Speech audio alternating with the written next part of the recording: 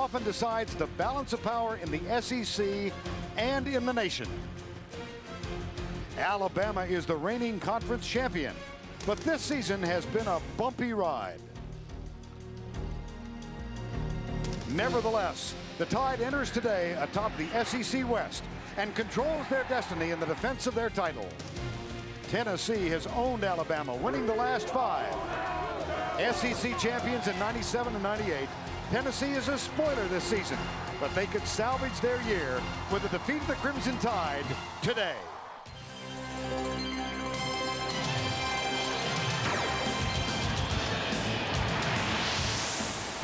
We welcome you to the Home Depot College Football, a presentation of CBS Sports. This afternoon, the Crimson Tide of Alabama come into Knoxville as they take on the University of Tennessee.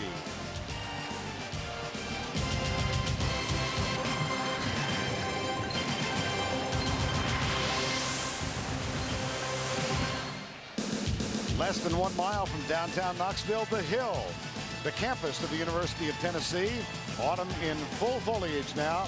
The torchbearer trying to urge the Tennessee team, a young team, on. 7 new programs, $5 right here. Programs. Well, those programs just a little more expensive than they were the first time these two teams played.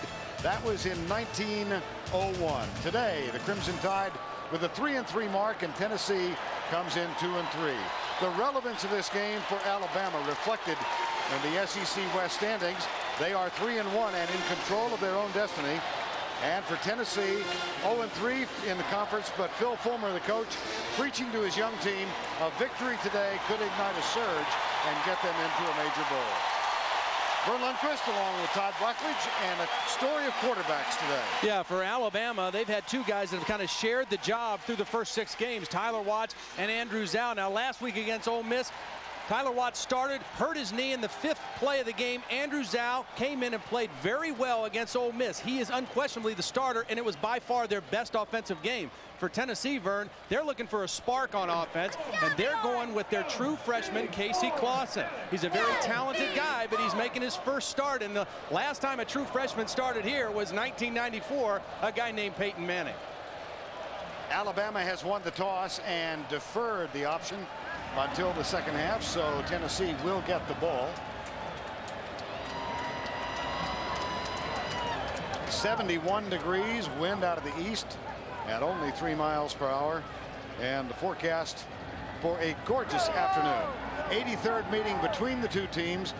Tennessee has won the last 5. Prior to that, there was a 10-game undefeated string for Alabama. Vern, I think the early part of the game is very critical for both teams. For Alabama, they want to keep the momentum going that they got last week. And for Tennessee, starting on offense, their freshman quarterback needs to start off well. Neil Thomas kicks off for Alabama, first time this year. And the results positive for the Crimson Tide. They've been having serious kickoff problems all season long. So Thomas, the place kicker, replaces the punter and gets a touchback on the opening kick of his career. Now, Casey Clausen, Northridge, California, came to the South to play at Tennessee because he was so in love with the tradition of Southeast football. And he's a very skilled guy. He's a tall, rangy quarterback. He's pretty athletic, pretty mobile. By far the best arm of the Tennessee quarterbacks. He's just young. That's the only knock on him. He'll throw on first down. Going deep left side. Dante Stallworth is open. And a big play for Clausen to Stallworth on the opening play of the game.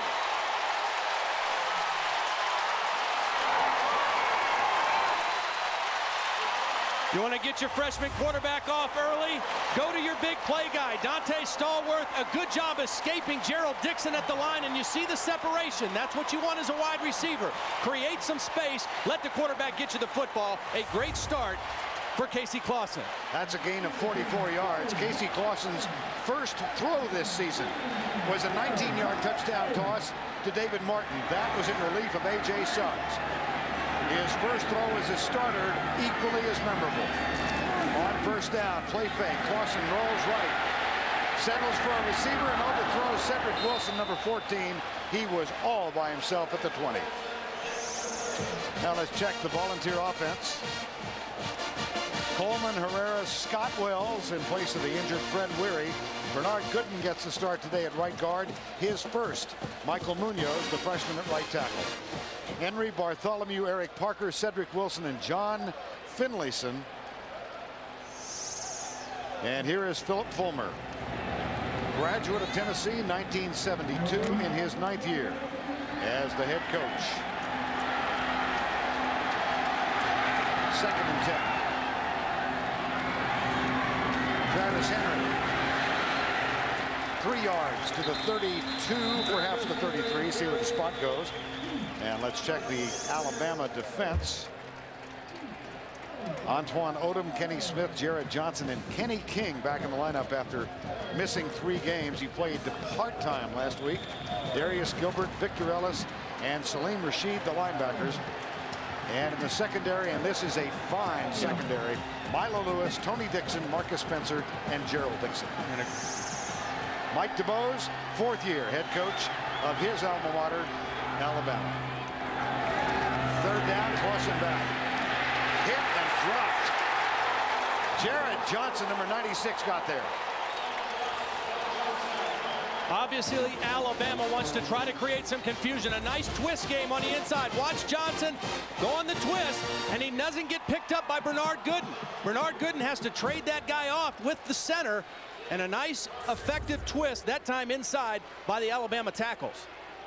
And Tennessee will be forced to punt. Dave Leverton is on from the 40-yard line. Antonio Carter is back. Freddie Millens will play today, but will not return punts. He's got a sprained knee that is still bothering him. How about this one? Touchback? Yes, he was in the end zone. The ball crossed the plane. It was laying there, and they had a chance. It was a beautiful kick by Leverton, but the ball crossed the plane of the end zone. The official right down the line watching this, and you can see the ball cross the end zone before it was touched by Kenyon Whiteside. Leverton thought for that long he had the perfect punt.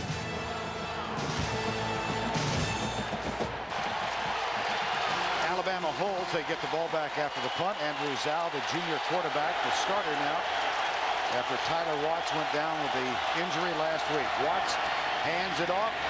He's got it. He's still got it. Nice fake. A flag is down, so it might be coming back. But Zal with the fake to Galloway, and then the keeper around the right side. Bill Goss is the referee today. Well, you see the Alabama players moving backwards, and it was thrown in the area where you would expect offensive holding. Holding on the offense. Penalty 10 yards from the spot of the foul on the running play. Repeat, first down. Andrew Zal started this season, and the game at UCLA was ineffective, gave way to Tyler Watts. Watts started 4 games, Zal on relief, and then last week the unexpected. In the open field, Tyler Watts slipped, fell, tore his ACL on his left knee, and Zal is now the starter. And played exceptionally well coming off the bench last week. Was 18 of 22 for 261 yards. 1st and 19. This time they do hand it off to Galloway, and he gets 1 yard. And let's check the Alabama offense that will be facing a 2nd down and 19. Dante Ellington, all 354 pounds at left tackle. Then Redmill, Hogan Alexander, and Will Cuthbert at right tackle. Ahmad Galloway, Dustin McClintock in the backfield, Jason McAdley, Antonio Carter, Sean Draper listed as the tight end, but Freddie Millens did start. He missed last week with a sprained knee. He was on the field first time out last week. 2nd down. Over the head of Arvin Richard, who was in as a scat back. And let's check the Tennessee defense. D'Angelo Lloyd back after missing a game with a spinal cord injury. Henderson has had a terrific season. Kendrick and Overstreet as well. Then Westmoreland, Stevenson, and Sessions at linebackers. And the real weakness, candidly, about this Tennessee team is in the secondary.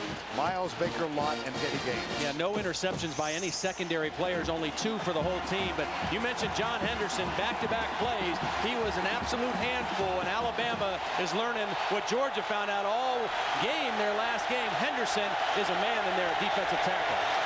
On third down, stunts by the defensive line. Zal throws it way over the head of the intended receiver. And the closest man there was number 16, the freshman out of New Jersey, Rashad Baker. Well, good start for the Tennessee defense. Again, they had an off week last week. They really went back and emphasized the physical aspect, the fundamentals of tackling, getting off blocks. A nice series for their defense, aided by the first down penalty that set Alabama back right away. Lane Bearden will punt it away to Eric Parker, who's averaged 8.3 per return in the year 2000. Here's Bearden's punt, and this is returnable. Parker grabs it at the 45. Can't shake the tackle.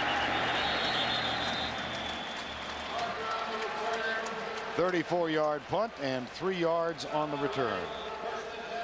Test your sports knowledge. Play Aflac Trivia at cbs.sportsline.com or America Online, the keyword CBS Sportsline. That was a great job of covering the kick by Shantu Ray, because as you mentioned, that was a very returnable punt. He caught it, it was low, he had a chance to run, but Ray beat the blockers and would not let go of Eric Parker. First down and 10. Henry hit at the line, spins, and gets inside the point to the 38. Tackle made by Salim Rashid, number 11. As Rashid, who led this team in tackles last year as a starter as a true freshman. Very unusual. Never had that happen at Alabama, but he came in with such physical and mental maturity. There was really no kind of transition year for him from high school to college football, and played outstanding as a freshman. A lot of people think maybe he's not playing as well, but he really is, outside of the UCLA game where he had some problems. Fumble, and a problem on the center snap. Scott Wells is in at center. There's also a flag down. Wells replacing Fred Weary, who was injured in game 2 this season, is out for the season. Dead ball, false start on the offensive line. 5-yard penalty, second down. Well, the one thing as a young quarterback you got to pay attention to, you can't pull out early, and that time you saw Clausen leaving the center a little bit early. You got to make sure the snap first, and obviously there's a lot going on in his mind, and he's not with his main guy. That's Fred Weary. Not only was the starting center, but was clearly the best offensive lineman on this team and the glue that held all these young guys together. And he was injured in the Florida game and has been sorely missed with this Tennessee offense. Second down, 11 from the eye. Clausen comes right, little low and behind the intended receiver, and it's incomplete. Intended for the fullback, Will Bartholomew. And that sets up 3rd and 11. Smokey looks on. 3rd down is when the game changes for a young quarterback. It's when a defensive coordinator like Ellis Johnson will give a lot of different looks, bring different kinds of pressure. And you want to really try to avoid these kind of situations. 3rd down and 11.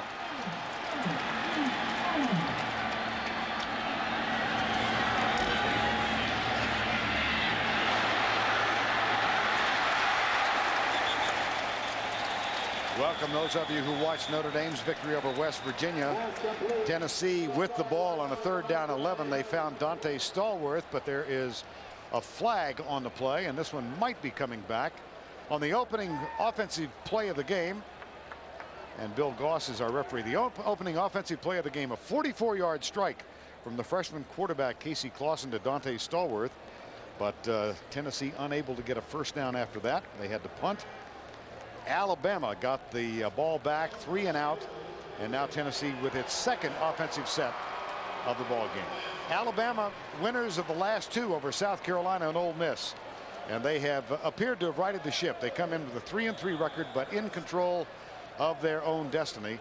Tennessee 0-3 in the conference for the first time since 1988, and their season record 2-3, but they have been in each of those 3 losses.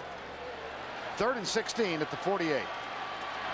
Here is Casey Clausen, his first start as a Tennessee Volunteer. Nailed, across the helmet.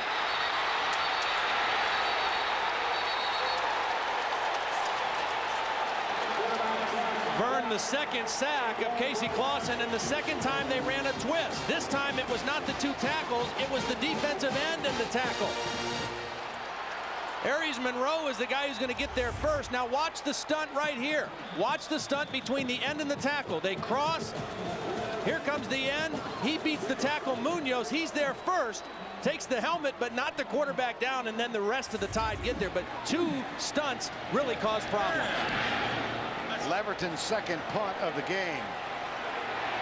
Antonio Carter gathers it in at the 15. Bumps into his own man. He gets 6 and is down at the 21. A 45-yard punt and 7 on the return. Well, Casey Clausen 1 year ago this weekend was the quarterback for Alemany High in Northridge, California. They were playing Santa Margarita Catholic. This is a little tougher. Home Depot College Football on CBS is sponsored by the Home Depot, Blockbuster, Norelco, and by the Aztec from Pontiac.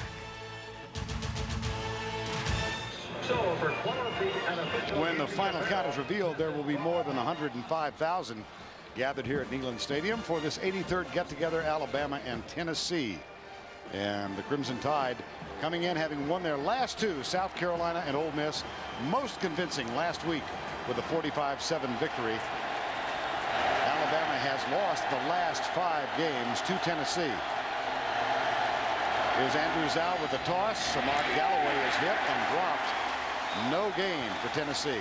Well, Alabama now with Andrew Zhao, the junior at quarterback, Casey Clausen, the freshman for Tennessee. Todd, this really is a story of two quarterbacks. Well, it is. I mean, Tennessee looking for a spark. They went to the true freshman, Casey Clausen, hit the first pass of the game with a big one, and then has had some problems since. Andrew Zhao has shared time through the first 6 games with Tyler Watts, but Tyler Watts injured last week against Ole Miss. Zhao came off the bench, played exceptionally well. It was the best offensive game of Alabama, but they've had a slow start here today so far against the Volunteers. And again, the spread formation with 5 out men. Here's Zhao across the middle, crossing pattern underneath to the 27-yard line. The catch is made by Jason McCadley, number 80. And the tackle made by Andre Lott. Zhao, who hit his last 12 passes to set a school record for Alabama. Well, you see what he did as a starter in those first 2 games, and he admits he struggled. He kind of talked the talk but didn't walk the walk when they started the season. But coming off the bench, particularly against South Carolina and last week against Ole Miss, he's played exceptionally well, kind of like the way he played last year. 3rd and 5. Out of the spread, Zhao, run pass option, lofts it out, incomplete. Had his man there, McCadley. An almost similar pass last week in the Ole Miss game, went for 60 yards. It was Antonio Carter then. This was a good call by Charlie Stubbs. The blitz came from the opposite side, so he's rolling away from the blitz, and he has the receiver open for first down yardage. Has to put a little bit more on that, make it an easier catch for the receiver. Don't make him have to go up in the air and fight the sideline at the same time. And Michael James was the intended receiver, number 86. And here's Rashad Baker, who is back. Bearden, a second consecutive poor punt taken by Baker, who has bounced out of bounds at the 44-yard line. A 15-yard return. A flag is down back at the 47 of Tennessee. Bearden needs to get a little more height on those punts. Those are too easy to return. They're going to come back on a penalty on this one. Illegal block in the back by the receiving team. Penalty is 10 yards from the spot of the foul to first down. You see Mike DuBose talking to Bearden right now. He says you can't kick it that low. They've got dangerous return guys. Our guys are fighting to get down the field, but you got to do a better job helping our guys. The penalty does negate a fine return. Tennessee does have the ball. Back at Neyland Stadium in Knoxville, Tennessee with a first down 10 at their own 36. Jason Witten in as a tight end, a true freshman. Here's Clausen back. He'll tuck it and run. Will Bartholomew tries to help him out. Clausen knocked out of bounds at the 41-yard line. Well, he came into school last January, graduated high school early, so he did go through spring practice. And Phil Fulmer telling us, Todd, he was very much in the mix in the early fall until he could develop tendonitis. Yeah, missed a couple weeks of practice, actually, or there's a good chance he might have been the starter when the season began. He was clearly the most talented of the 3 quarterbacks that they have. Joey Matthews, the sophomore, A.J. Suggs, another redshirt freshman. Hand off to Henry, quick opener left guard. And he's out to the 50 for a first down and 10, a gain of 8 for Travis Henry. And Casey Clausen, again, he's got great skills as a thrower, but that play right there is something that's going to help him through this game. The running football, running with Travis Henry, letting him take a little pressure off of not only the quarterback, but the offensive line and protecting this quarterback. Travis Henry needs to be a factor in this ball game. The last 2 games that they've lost against LSU and Georgia, Travis Henry has been very much a non-factor for Tennessee's offense. David Martin in at wide receiver now. He's split wide left. The flanker is Leonard Scott. Here's the reverse to Scott. He's got world-class speed, but Kenny King, number 55, did a very nice job of pursuit and then allowed some supplemental help to come in. Boy, you're not kidding. What a play by Kenny King. I mean, this is a speed mismatch, but watch Kenny King right here just string this play out. He reads it late, and then he still has the ability to turn the corner and at least force him outside. Good tackle at the end by Gerald Dixon, but an excellent play by Kenny King. Kenny King missed 3 games with a stinger. A neck injury, was back part-time last week. Number 55, second down and 7. And a motion call. Nice job by the freshman using the hard snap count. Now Kenny King, here's Bill Goss. Dead ball foul. Contact was made by the defense. 5-yard penalty, repeat, second down. Kenny King wearing number 55. That, of course, was the number worn by the late Derek Thomas, who died in the car accident last January. Kenny King wore that number last year. It has been decided that from now on, in Derek Thomas's honor, someone will wear number 55. Kenny King will continue to keep the number for as long as he plays at Alabama. Here's Travis Henry for a first down. And just to complete the story, Todd, there's precedent for this, but this just was decided this season. Back in the early 60s, Leroy Jordan wore number 54 for Alabama. The next man to wear that number was Paul Crane. That was almost accidental. The equipment manager gave it out. Crane became an All-American. Bear Bryant then said, no one else wears number 54 unless we vote on it. Mike DuBose, the coach, wore number 54, earned that right when he was a junior at Alabama. Here's a deep pass to Stallworth. The flag is down. Pass interference, though. A lot of fighting out there between Gerald Dixon again on Dante Stallworth. Now, the one advantage that Stallworth has here is he is a physical guy. He's 6'1", 190 pounds, but he bench presses over 400 pounds. That strength enables him to get off the bump. You see the hold on the face mask by Dixon, and that's a strength mismatch. Dante Stallworth. And you see the end of the play, Jarrett Johnson with the big hit in the back of Casey Clausen. But they have made it known right now they're going to try to attack Gerald Dixon with their big play receiver, Dante Stallworth. With 2 fouls on the play, there's a personal foul, roughing the passer, 15-yard penalty, automatic first down. There was also personal foul, face mask penalty in the defense, and there's decline. You don't very often see face mask when he doesn't have the football, but you see the right finger of Gerald Dixon right on the face mask. And then here's the late hit by Jarrett Johnson. The ball is gone. Clearly a good call by the officials on both counts. Take your pick of a personal foul. And after all of that, it's first down at the 25 in a scoreless first quarter. Clausen, handoff Henry, and Travis Henry moves the pigskin down to the 21-yard line. Travis Henry had a huge day here back week 2 against Florida. 175 yards. Against LSU, 89. Against Georgia, 87. And look at the carries. 37 carries against Florida. I mean, they were riding him. He was their horse in that game. LSU, they got behind so quickly he couldn't be a factor. And then only 14 carries in the game against Georgia. They just couldn't run the football. 5 carries today so far for Travis. Leonard Scott back on the field. Starts in motion. Clausen. Straight drop back. Screen pass. Left side. Cedric Wilson flies into the end zone. Touchdown, Tennessee.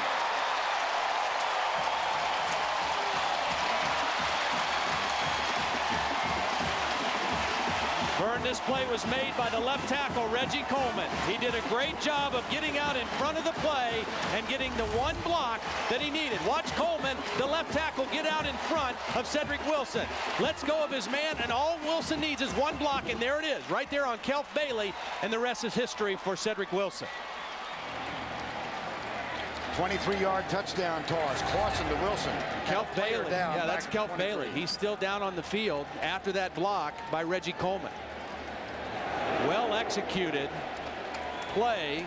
Good call by Randy Sanders. And again, the athleticism of Reggie Coleman to get out in front of the play. Casey Clausen, his first touchdown pass as a starting quarterback. He threw 3 touchdown passes against Louisiana Monroe. But this is a little bit different going against Alabama. He might, and I say he, Kelf Bailey, might have taken a knee to the helmet from Reggie Coleman. But the good news is he is in an upright position. Take a look again now. Here's the block by Reggie Coleman. And Bailey's going to try to go under the block. And you see the left knee right on the helmet of Kelf Bailey. Bailey, who had a blocked field goal return for a touchdown in the win over Ole Miss last week. A little woozy as he heads toward the sideline. Spelled K-E-C-A-L-F and pronounced Kelf as if the C is not there. Casey Clausen. Nice start. Alex Walls to attempt the extra point. Tennessee strikes first. And they do so on a 23-yard touchdown toss. The freshman to the senior co-captain. Scoring with a 23-yard touchdown catch. And here is Christian Chauvin, who has now assumed the kickoff chores. That kick is taken by Arvin Richard in the 26.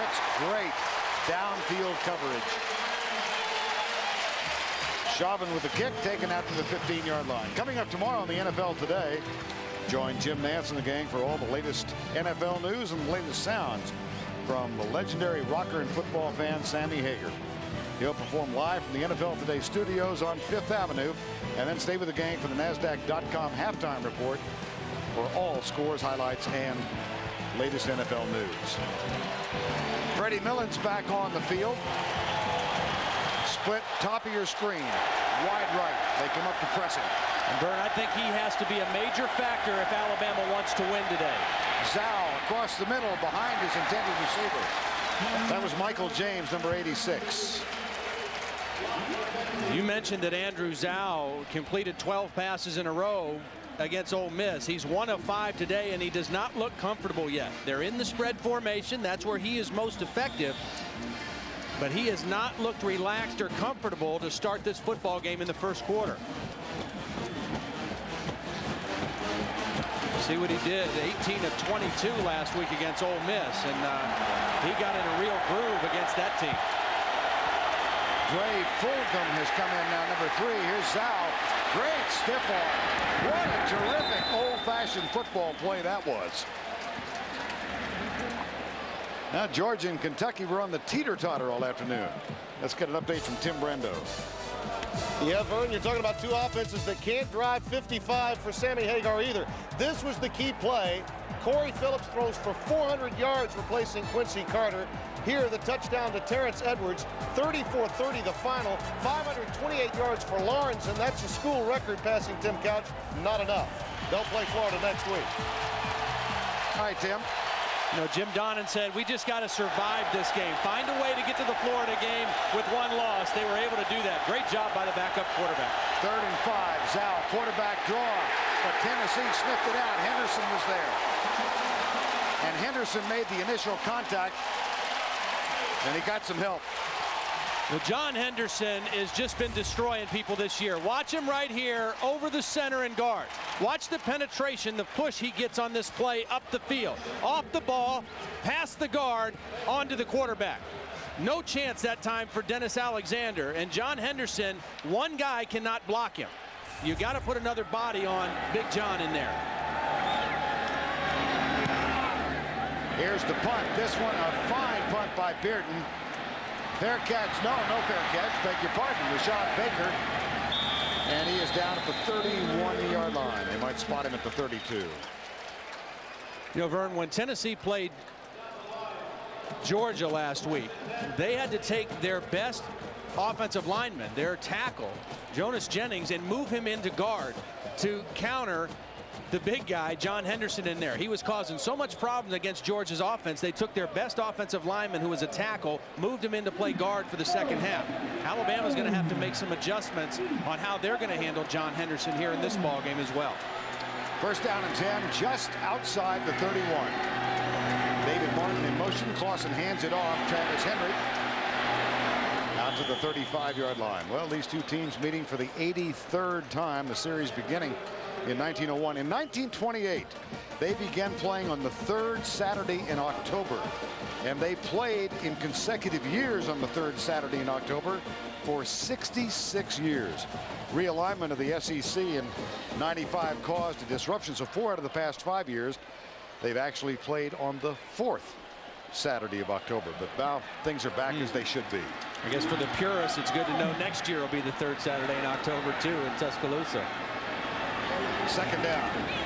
Play fake. Clausen comes right. Eric Lott, who played his first season of college football at Alabama, where he wore number 2, transferred after the 99 season. Well, let's introduce the 3rd member of our commentary team. For more on this rivalry, here's Jill Arrington.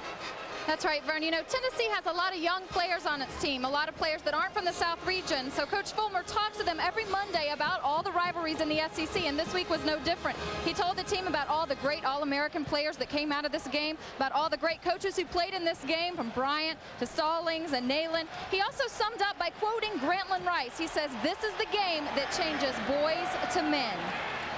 All right, thank you, Jill, very much. Here's the handoff. Travis Henry tackled at the 46-yard line. That's going to be good for a Tennessee 1st down. Marcus Spencer, number 41. Good blocking up front by Tennessee. And Vern, what they're doing with Travis Henry is they're going to say, hey, safeties, you're going to have to tackle Travis Henry. We're going to block everyone else, and the safeties are the guys who aren't going to get blocked, and we're going to see if you come up consistently and tackle this guy. He's a hard guy to tackle. Marcus Spencer and Tony Dixon combined for the tackle, but Travis almost slipped out of it. 6th 1st down for Tennessee. 1st down, play fake, Clausen. He wants to go deep. He can't, and Kenny King gets contact, but Clausen gets rid of it. Somehow, Troy Fleming makes the grab, only his 3rd catch of the season, and Clausen showing real athleticism.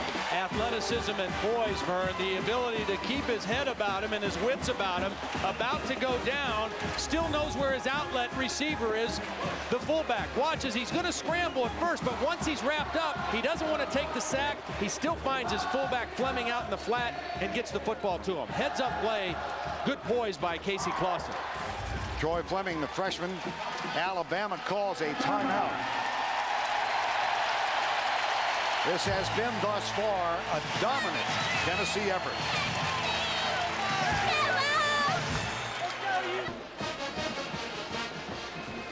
1:02 to go, 1st quarter of play. Tennessee in the huddle with a 1st down and 10 at the 44-yard line, and they own a 7-0 lead. Kenny King is out. He came into the game with a shoulder problem. He's being looked at that shoulder again on the sideline, so he's out of the ball game for Alabama. They fake the reverse and give it to Travis Henry. Good job of stringing the play out by Aries Monroe, and a flag is thrown from the defensive backfield.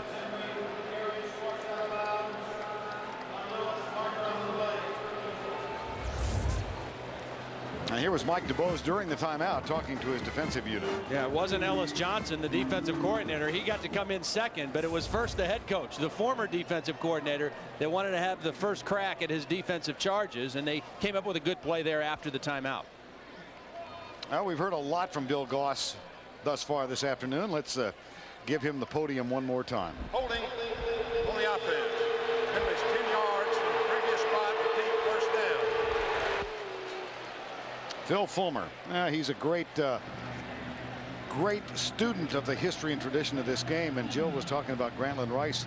Phil quoted the article from Grantland Rice that was written about the 1951 game between these two. That also, ironically, was the first game ever televised between these two by NBC. And the broadcasters in that game, Lindsey Nelson from Tennessee and Mel Allen from Alabama. That's about as good as it could get. And there's a pass. Clausen under severe pressure from Aries Monroe.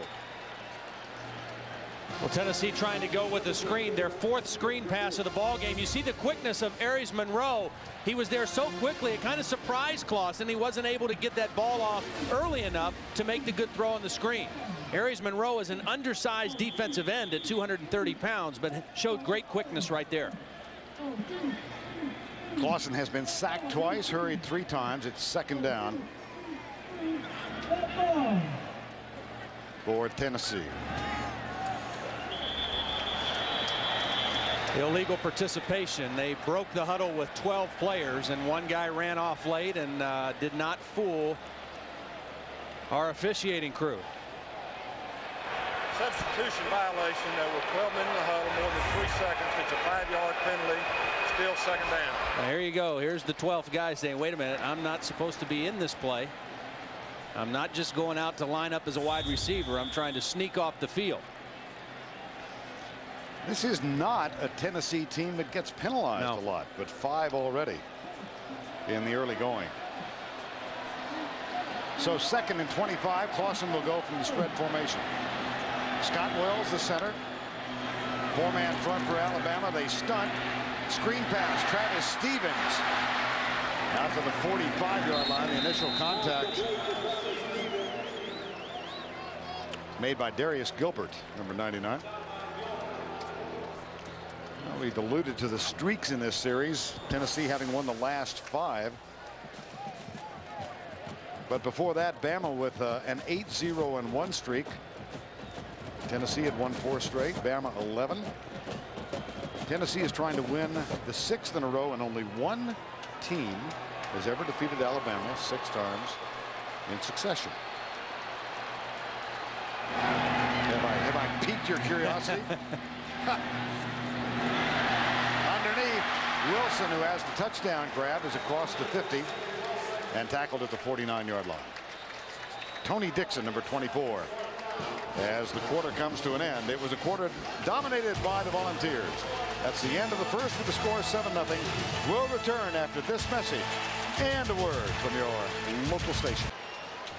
We get set for the start of quarter number 2 from Neyland Stadium in Knoxville. Tennessee forced to punt here. David Leverton. And a flag is down as contact was made by Kenny Smith at the other end. The ball taken inside the 10, but we might have a running into the kicker penalty here. This is an Alabama team that has blocked 5 kicks of one sort or another in the last 4 games. And they were very close on Leverton's first punt. And that time they got great push inside by Jarrett Johnson. But Kenny Smith, from his defensive tackle position, is the guy who actually made the contact. Watch, there's Johnson, and then Smith is going to come in and make contact with Leverton at the end of the play. He had that foot just kind of dangling out there. It would not have given Tennessee a first down, so Philip Fulmer opts to go with the coverage and decline the penalty and keep Alabama pinned down inside the 10-yard line. And the ball spotted just inside the 10. And again, an important time of the game for Andrew Zhao to get hot a little bit. Very slow start. 1 of 5 for 8 yards so far for the quarterback from Alabama. Eric Parker getting some medical attention. Here is the handoff and a fine to defensive play on Brandon Myrie, number 42. Anthony Sessions, number 22, who had a big start to this season, has been a little inconsistent. Well, we gave you a bit of a teaser. I think we should answer that. The one team that has defeated Alabama 6 years in a row. You want to? Well, you could actually guess two things, right? It could be University of the South, or I guess they're more popularly known as Sewanee. Yes, that 1896 to 1911. Sewanee, Tennessee currently has won 5 in a row. Auburn and Georgia, you see, also at that spot. Loss of 3, 2nd and 13. Zhao from the end zone. Gets loose, up the middle, slides down. Short of the first down at the 18-yard line. And Rashad Baker, number 16, was there.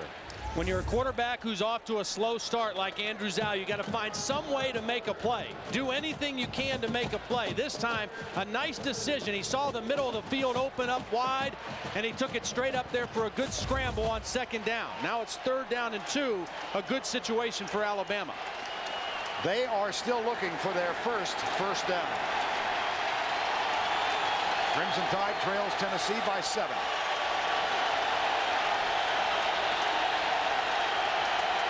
That's Draper in motion. They toss it to Myrie, but delay of game is going to be called. No, there was a timeout called by the Alabama sideline. They called the timeout from the sideline. Mike Dubose walking down the sideline, didn't like what they had called or the right formation.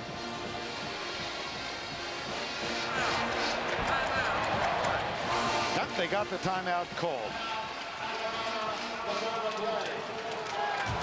That is the 2nd timeout used by Alabama. 1 left.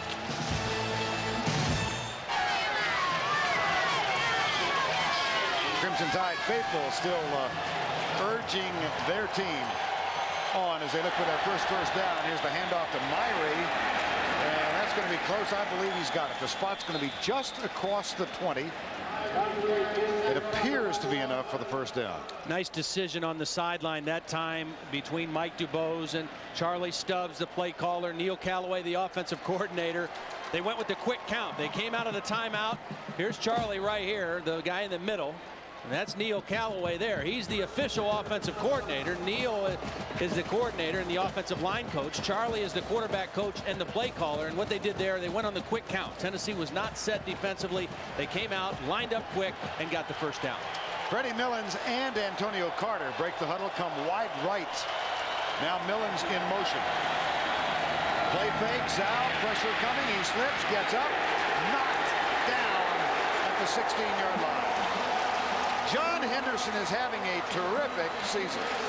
Well, John Henderson has just got it cranked up. I mean, he's a physical guy, 6'7", 290 pounds. Watch him in here now. Watch him just get off the block, read the play, and then just find the football. He throws aside the block of the guard or the tackle and gets right to the quarterback. And again, he is a guy who has dominated games this year for Tennessee. He has not been able to be blocked consistently by one offensive lineman.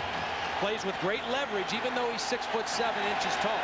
That's a loss of 3, 2nd and 13, and the spread formation in operation again. 3-man rush.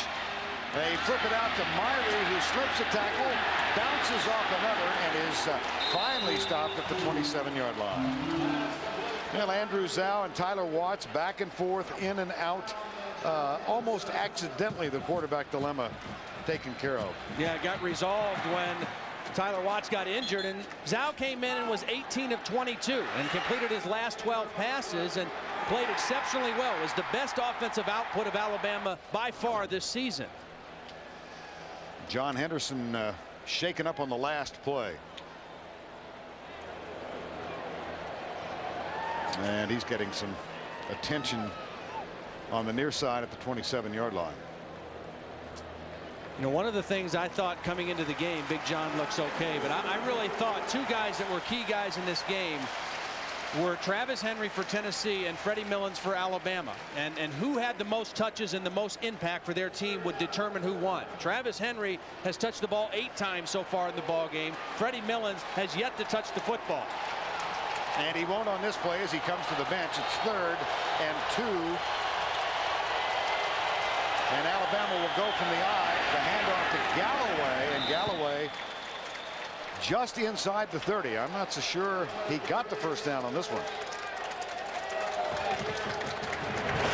The chain on the far side would indicate from this distance that they needed to get across the 30-yard line. It is 4th down. Now then. Well, here comes Lane Bearden, the punter for Alabama. Mike Dubose doesn't want to take a chance in this part of the field. And Rashad Baker is being sent back. He glances over at the Tennessee bench. Get some indication of how far back.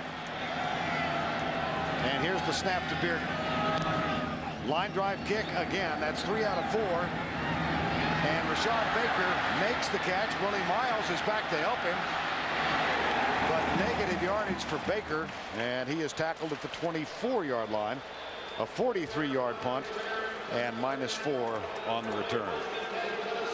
CBS Sports coverage of the Home Depot College football will continue after this word from your local station.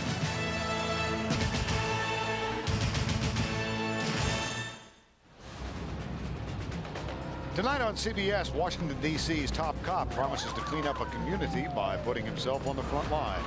Craig T. Nelson stars in an all-new version of the new hit drama, The District. That is tonight on CBS. 7-0 early going in the second quarter. Tennessee on top. Got the touchdown on a 23-yard pass from Casey Clausen to Cedric Wilson. Now David Martin starts in motion. Clausen back to throw. Pumps once, shakes Kenny Smith, goes right. And he is corralled and knocked out of bounds at the 24-yard line. Some of the faithful dressed in orange thought there might have been some extracurricular contact, but not so ruled. Well, good decision, and again, good athleticism by Casey Clausen. Tennessee trying to throw a screen again, that time trying to go to the fullback, Troy Fleming, and it was covered very well by Alabama, and Clausen able to turn a negative into a gain of 5 yards, or 4 yards, I guess. Officially, that's what they'll call it. 2nd down and 6. Wilson goes right. Dante Stallworth opened this game by receiving a 44-yard pass from Clausen. He's wide left. Draw play. Troy Fleming, number 27. It's Travis Stevens, beg your pardon, number 34. Now Phil Fulmer going back to 1994 to compare the way things are now with the way things were then. They got off to a 1-3 start. Jerry Colquitt was the starting quarterback then. He was injured and replaced by a guy named Todd Helton. Whatever became of him? And Todd Helton was injured, the Rockies' first baseman. And then Peyton Manning got the start October 1st of '94. Tennessee squeezed out a 1-point win over Washington State, but you saw they went on for a big season after that. Here is Stevens again.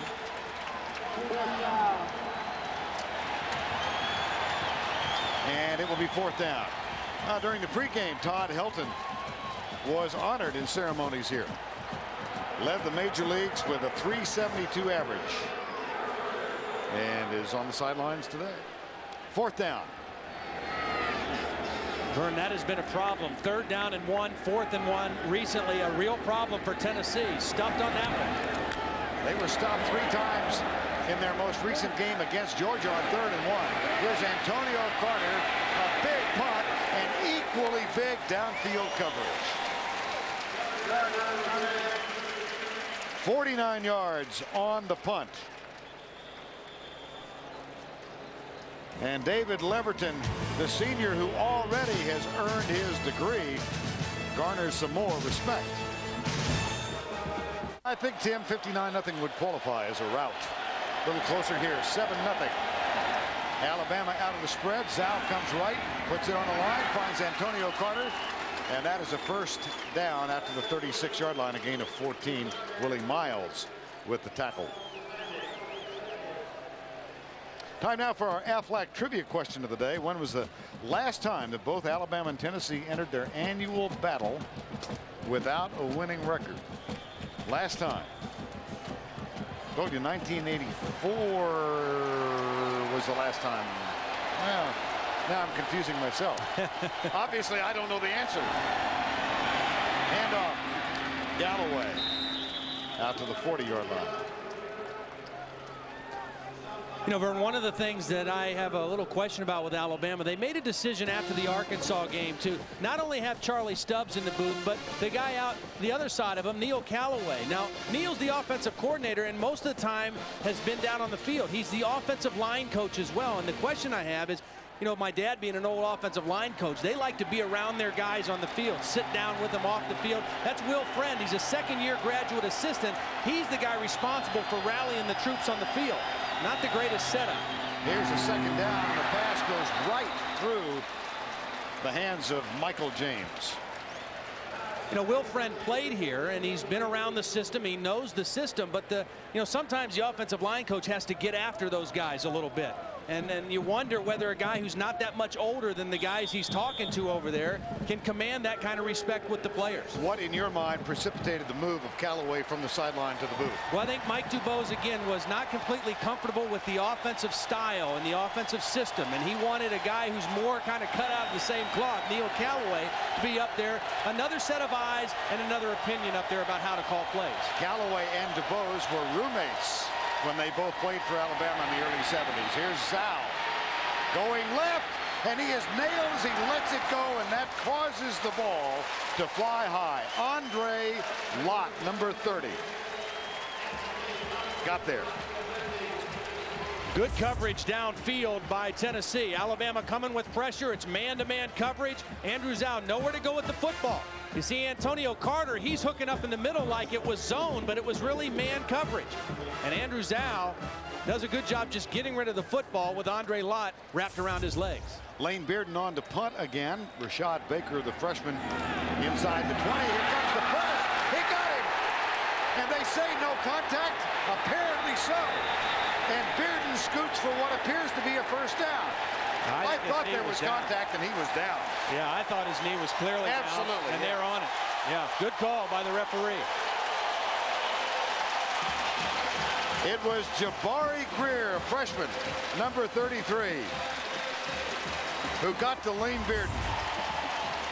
Watch Jabari Greer now. Here he is up top. Watch how quickly he's in there, and Bearden knows there's no way he gets that play off. And it was actually the legs of Jabari Greer that knocked Bearden down. He didn't get a hand on him, but he got him right around the shoestring, and Bearden down to the ground. On the fourth down play, first down Tennessee at the 32. Clausen play fake, good one. Nobody open though, and he'll tuck it and run. At the 26-yard line, let's go back and revisit the punt, Todd.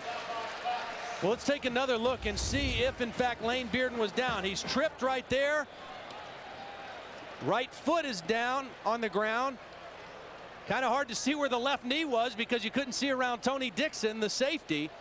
I think his left knee hit the ground, and that's what the official saw.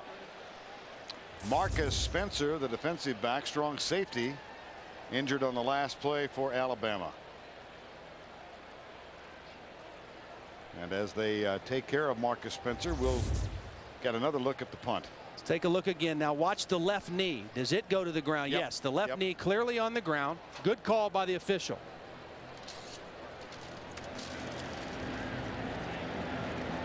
That should erase any question. Spencer will walk unaided, but escorted, holding his left wrist. That is not a good injury for Alabama. The two safeties, Dixon and Spencer, have played exceptionally well this year. They've been very consistent. Reggie Miles is the third guy in as both a corner or a safety, and that's who will replace Marcus Spencer right now. Miles in, it's second down and 3. Reggie Miles wears number 23. See him in the slot. Now he backs away. Second down, Tennessee with a 7-0 lead midway through quarter number 2. Right side, caught. Wilson at the 19-yard line. First down in front of Adam Cox, number 31. Well, Gerald Dixon over there as well, and a little gun shy. They've gone after him a couple times. He gave a lot of cushion that time to Cedric Wilson, and an easy throw and catch for Clausen that time. Clausen now 7 of 10, which I think will please Phil Fulmer. First and 10. David Martin is the man in motion. Deep handoff to Travis Henry. Just about broke it. Got to the 15-yard line. You know, Vern, one of the reasons that I think that Philip Fulmer went to Casey Clausen more than anything is that they've moved the ball well. And when A.J. Suggs was playing, they moved the ball up and down the field very well. But when they got in the red zone, they struggled. And the biggest struggle is right there, the TD percentage. 25 possessions, but only 12 touchdowns. They got down there and just didn't execute the same way when they got in the red zone. Bobby Graham and Leonard Scott are the wide receivers on this set. Graham is the motion man. Here's the deep handoff to Travis Henry. Plunges inside the 15 and finds there Tony Dixon, number 24. And that brings up a 3rd down. To follow up on the red zone, you look at what Alabama's done defensively. 19 opponent possessions. They've only given up 10 scores. That's excellent work in the red zone by Ellis Johnson's defense. There is Ellis Johnson, 3rd down and 3 now as his team defends their end zone. Tennessee leading by 7. Play clock down inside of 5 right now for Clausen. They got the reverse, Dante Stallworth, but a good job defensively by Jared Johnson. Allows Tony Dixon to come up and make the tackle. It'll be 4th down. Nice play by the defensive tackle, Jared Johnson. He's actually lined up out wide as an end. Watch him stay at home and read the play. Read and react. Keep forcing it out wide. He doesn't get the tackle, but he made the play. Away from the ball, meanwhile. WWF rules apply. Yeah. 4th down. And this has been one of the problems for Tennessee. They move the football, they get in the red zone, and have had to settle for field goals. Alex Walls, from 31 yards out, is continuing his perfect streak this season. He's now hit 11 of 11 and 19 of his last 22. Tennessee up by 10. Deer settled for 3 from Alex Walls. They increase their lead to 10, which causes a slow motion turnover. 10. Either that or those guys really can defy gravity. 10-0, under 5 to go. Here's Arvin Richard, number 26, one of 2 deep. Sean Toure is the other. This will be Richard, who gathers it in at the 13-yard line and comes right. Again, good special teams play by Tennessee. Tackle made by Eddie Moore, number 37. And Christian Chauvin with the kick. Well, let's go back and unconfuse moi with the answer to the Avlac trivia question. Here's the question. Last time both Alabama and Tennessee entered their annual battle without a winning record. And the answer is 1955. One of us in this booth remembers that. 1-point game, wasn't it? Yeah, that's right. Oh, the flip out right side, Freddie Millens with his first touch of the football today.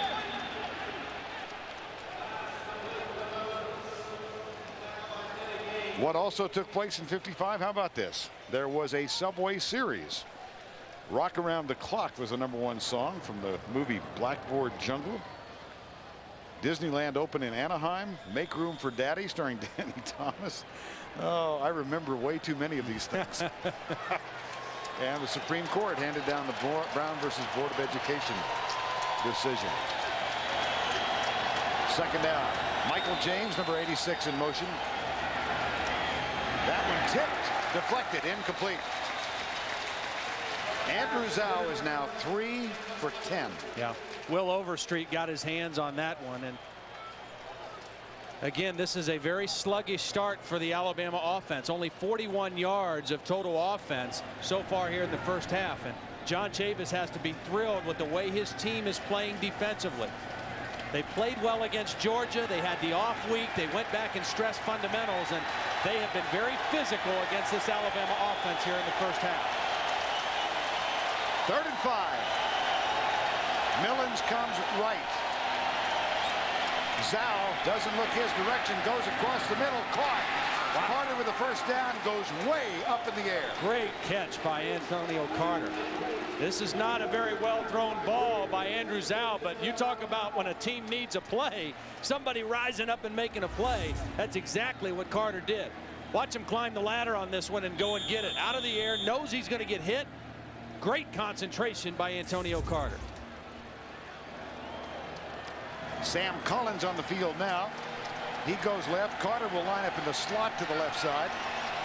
1st and 10 after the 16-yard gain. Zhao comes right. Again, throws it behind Freddie Millens, but Millens with his second catch of this drive. Now let's get some injury updates and once again introduce Jill Arrington. Well, for Tennessee, John Henderson just had a stinger. He is back in the game, but unfortunately, wide receiver Eric Parker, partial tear in his posterior cruciate ligament. He's out for the game. Now, on Alabama's side, Marcus Spencer has a bruised left shoulder. He may come back to the game. We'll keep checking. Thanks, guys. All right, Jill, thank you. There was a flag on the last play, and it's going to be against Alabama. There's Eric Parker. And that's a key loss too, Vern, because he not only one of their better receivers, but also their #1 punt returner. Now that's the reason that Rashad Baker has been back after the 5-yard penalty marked off against Alabama. 1st down and 15. 3:23 to go before the break.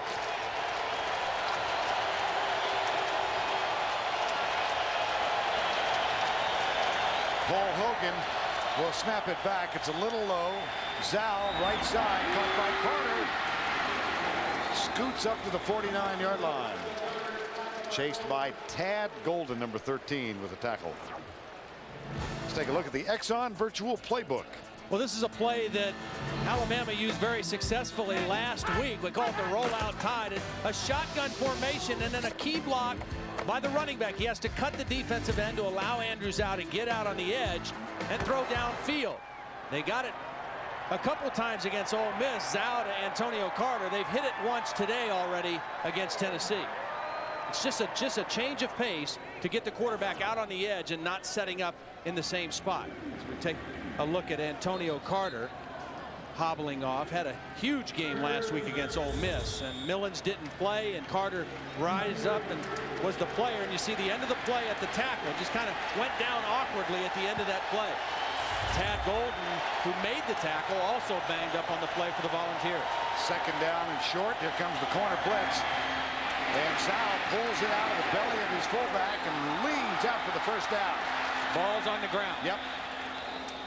Now, Andrew Zhao is fighting for the 1st down, but he's got to be really careful. He's a little careless with the football running it right now.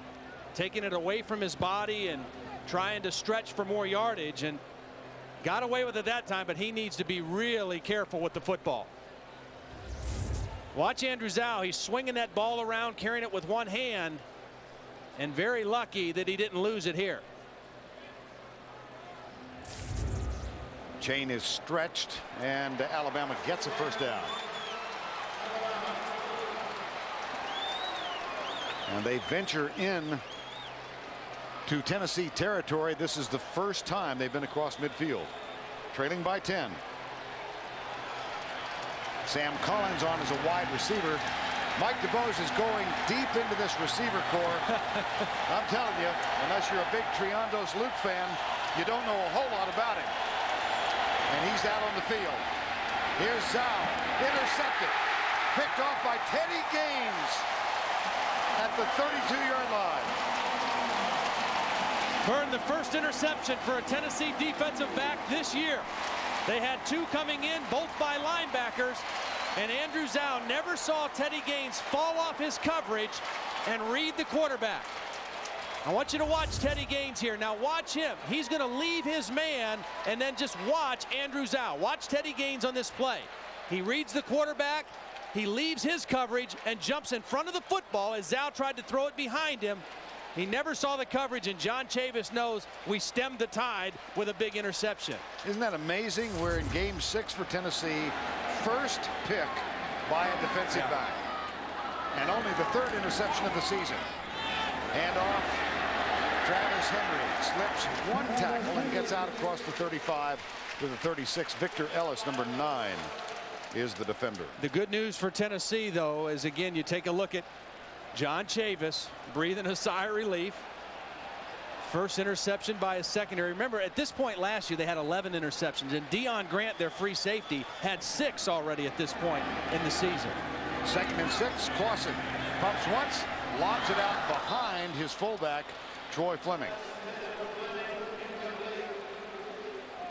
Coming up at halftime, the AXA halftime report. We'll go back to New York. Tim Brando and Spencer Tillman will fill us in on this busy day of college football with scores and highlights from around the country. Now, I mentioned about the open week, Vern. Alabama had an open week before their game against Ole Miss, and they really felt like it was a great benefit. They went back, they stressed fundamentals, they had hard physical practices like you do in the summer, and they played much better.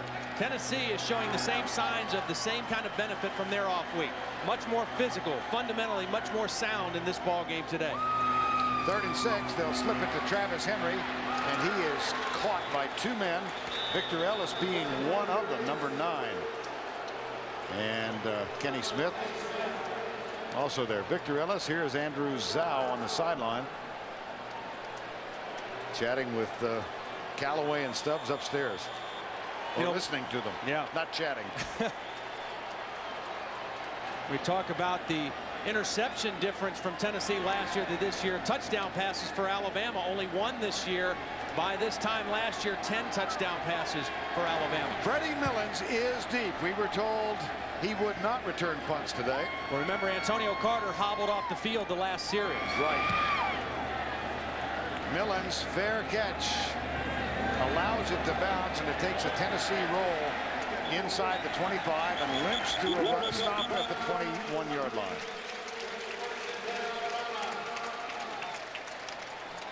Sunday on 60 Minutes, while other kids play baseball, football, or basketball, this kid plays the stock market. So far, he's ahead by a cool $500,000. Meet him, 60 Minutes, Sunday on CBS. Derek Parker, partial tear inside that left knee. If you're John Chavis and Philip Fulmer, I don't think you could be any more pleased with your defense than this first half. They're pitching a shutout. They've held Alabama well under 50 yards of offense. And Alabama is just going to run out the clock and try to go in and make some adjustments at halftime to find a way to make some plays. Ahmad Galloway gets nothing for Mike DeBose on that play. And the clock will continue to unravel. Rough going for Andrew Zhao, but made the more so by this aggressive defensive effort we have seen from Tennessee. And the clock will wind down. The crowd today, by the way, 107,709. That is the 3rd largest crowd ever to gather here. The largest being 108,768 against Florida back in September. Tennessee gets a 23-yard touchdown toss. Clausen to Cedric Wilson, and a field goal. We've reached halftime here in Knoxville, Tennessee. Let's go back to Tim Brando in New York. Of the 3rd quarter, Tuesday on CBS. F-14s are falling from the sky. Is it a government conspiracy or an act of terrorism? Find out on an all-new Jag. That's Tuesday on CBS. Moments ago, Jill Arrington had a chance for a chat. Here's Jill.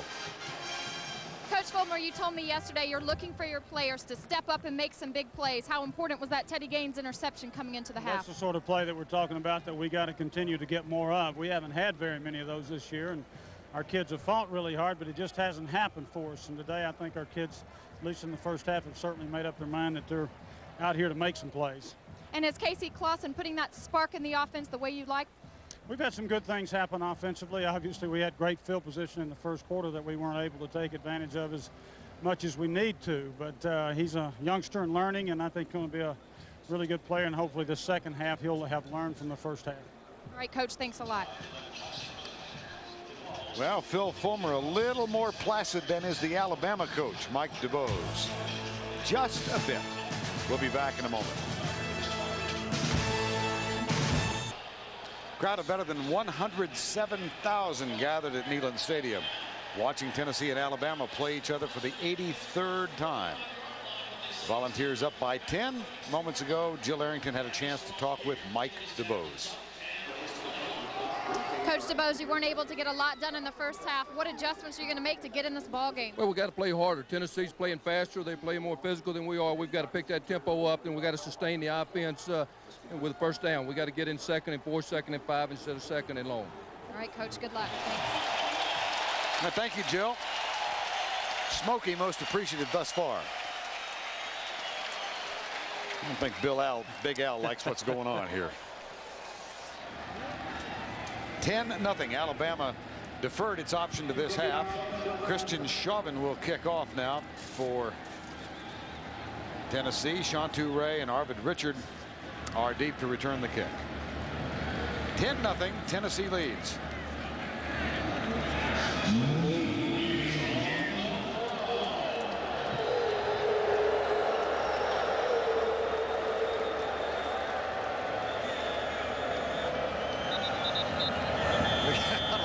Whistles going on. Some less significant to the management of this game than others, I think. Now we're set.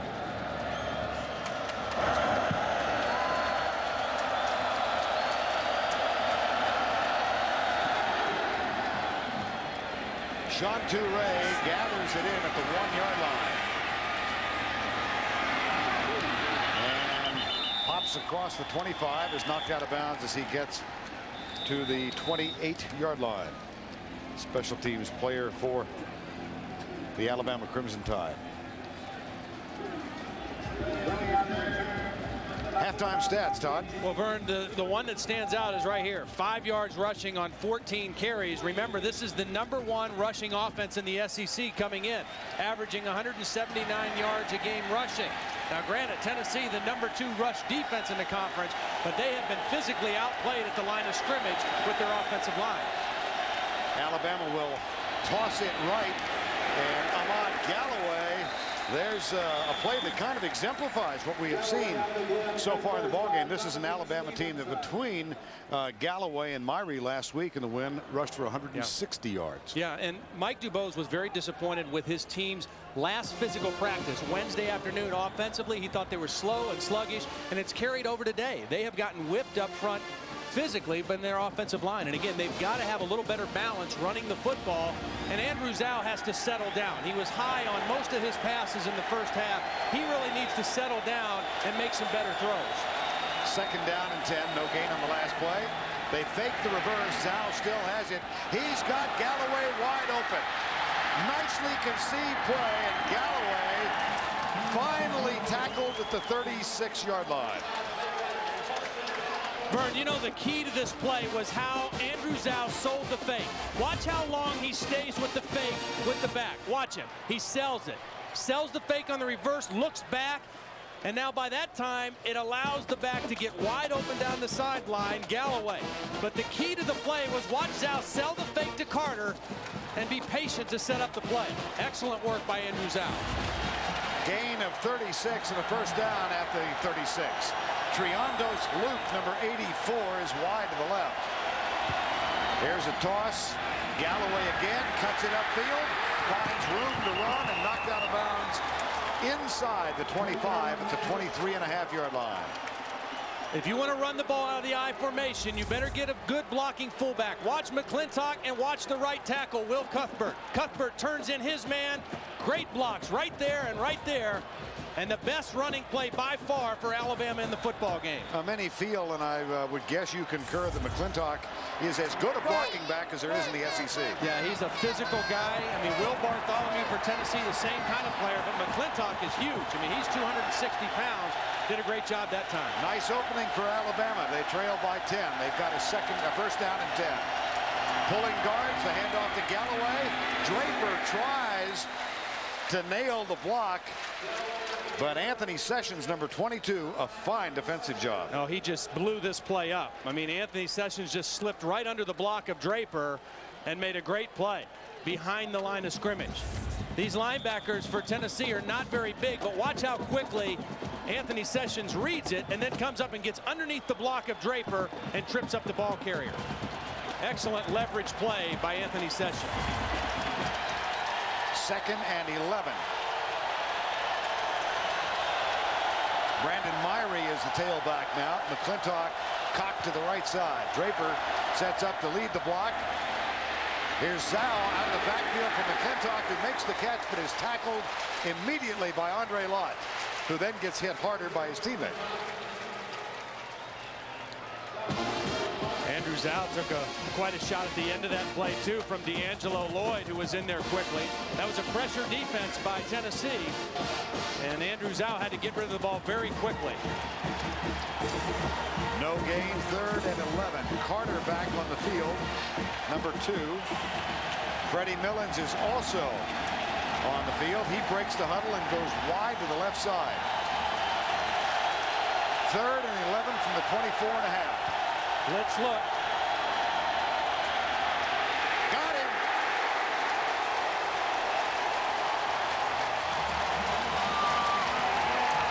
Sessions and Westmoreland, numbers 22 and 42.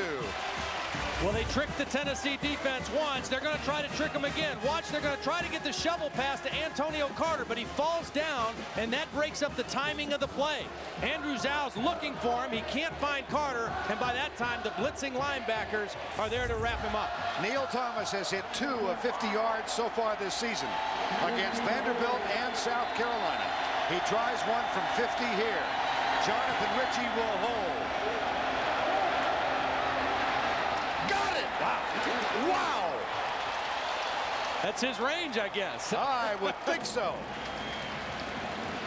Mike DeBose telling us on Wednesday we'll try him from 55 yards on in. And that is huge, Vern. They get a good drive to come out of the locker room, and they get to put points on the board.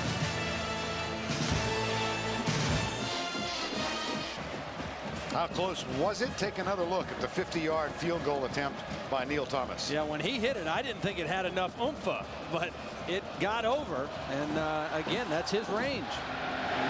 Here's the kick. Touchback, Neil Thomas. Really pumped. Well, the NFL on CBS tomorrow. Regional action. 1 o'clock Eastern time. Tennessee's at Baltimore, Indianapolis at home, Minnesota hosts Buffalo, and Denver at Cincinnati at 4:05. Seattle plays at Oakland, and Cleveland at Pittsburgh. And of course, it all begins with the NFL today at 12 noon Eastern time. The NFL on CBS. Here's Neil Thomas, played last year for Hines Community College in Mississippi, was a very late addition to the roster of 105. Put on that roster by Mike DeBose only in mid-August.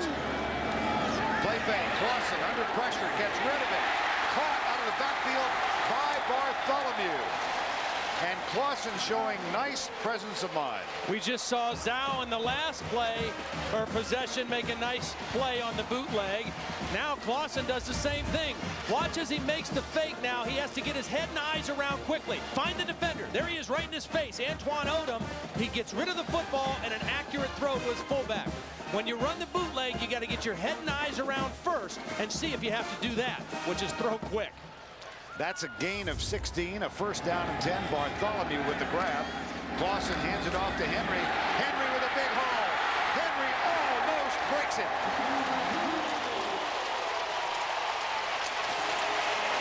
Reggie Miles saved the touchdown, a gain of 21.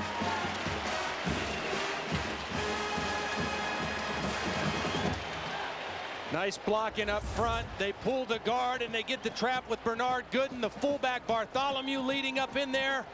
And then Travis Henry, again, he's hard to tackle if you're a safety. Gets that head of steam and then takes guys along for the ride. Reggie Miles, the last one on the back. He needs only 12 more yards to become the number 5 all-time rusher in Tennessee history. And he has, within his ability, a chance to become the all-time rusher. Here's a deep pass from Martin.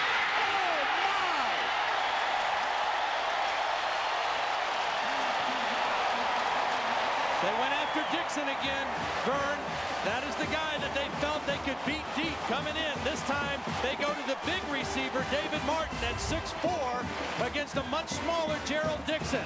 Another perfectly thrown ball by Clausen over the outside shoulder, away from the defender. And an excellent drive by Tennessee. Can't throw it any better than that. A deft touch by the freshman out of California, Casey Clausen. That's a gain of 38, first and goal. Bobby Graham in motion. They'll hand it off to Henry. Skips inside the 5 and then is cut and dropped at the 3-yard line. Reggie Miles leading the way. Wow, what a pass. Wow, it really was. You take a look at the red zone for Tennessee today. One time they were down there, and as has been their pattern this year, they had to settle for a field goal. But one good thing about Tennessee right now, that was Travis Henry's 14th carry of the game. He only had 14 carries the whole game against Georgia 2 weeks ago. He had to be a factor for them to win. He's been a factor for the Volunteers today. Second down and goal. Stallworth comes to the near side. Double tight end set. Clausen with the audible now. Quick setup. Into the right side. Tries to make the adjustment. Got it! Wilson with his second touchdown catch. Look at the smile on Phil Fulmer's face. He's a true freshman quarterback starting in his first game against Alabama, and he's audibling on the 3-yard line. And it's an intentional underthrow, Vern. He throws this back behind the receiver and lets Wilson adjust to it. The defender thought for sure it was a fade to the back corner. He threw it behind him, and Tennessee has a touchdown. Cedric Wilson is one of those, the senior who said last week, we need for Clausen to move in, take this job, and keep it all year. Wilson gets his second touchdown reception of the season. They wanted a spark. Casey Clausen providing a spark for the Tennessee Volunteers.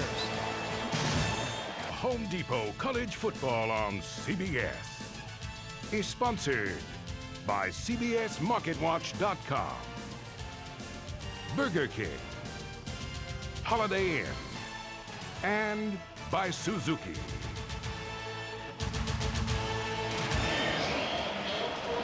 Casey Clausen throws his second touchdown pass of the day. Tennessee back by 14. Here's a squib kick right side. Oh, they went for the onside kick. Alex Walls came in and replaced Christian Chauvin precisely for the attempt at the onsider, but it goes out of bounds. And they had it. Leonard Scott, the fastest guy on the team, was on the side to make the play. As we take a look at the end of the touchdown, the perfectly placed football by Casey Clausen. Defender, no chance. Back to the kickoff. Walls is going to squib this intentionally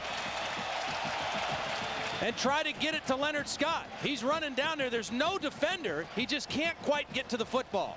And if your fastest guy can't get there, nobody's going to get there. Philip Fulmer took a chance, and it almost paid off. But after the out-of-bounds kick, Alabama has it at the 47-yard line. Well, we'll soon know how huge was the gamble. Here comes the corner blitz. Zhao throws it away. Incomplete.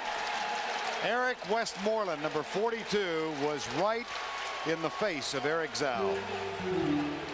What these Tennessee linebackers lack in bulk, they more than make up for in speed and quickness. Watch these linebackers get to the quarterback. They have great speed and acceleration. Eric Westmoreland, one of the 11 semifinalists for the Butkus Award, the only linebacker in the SEC to have that distinction.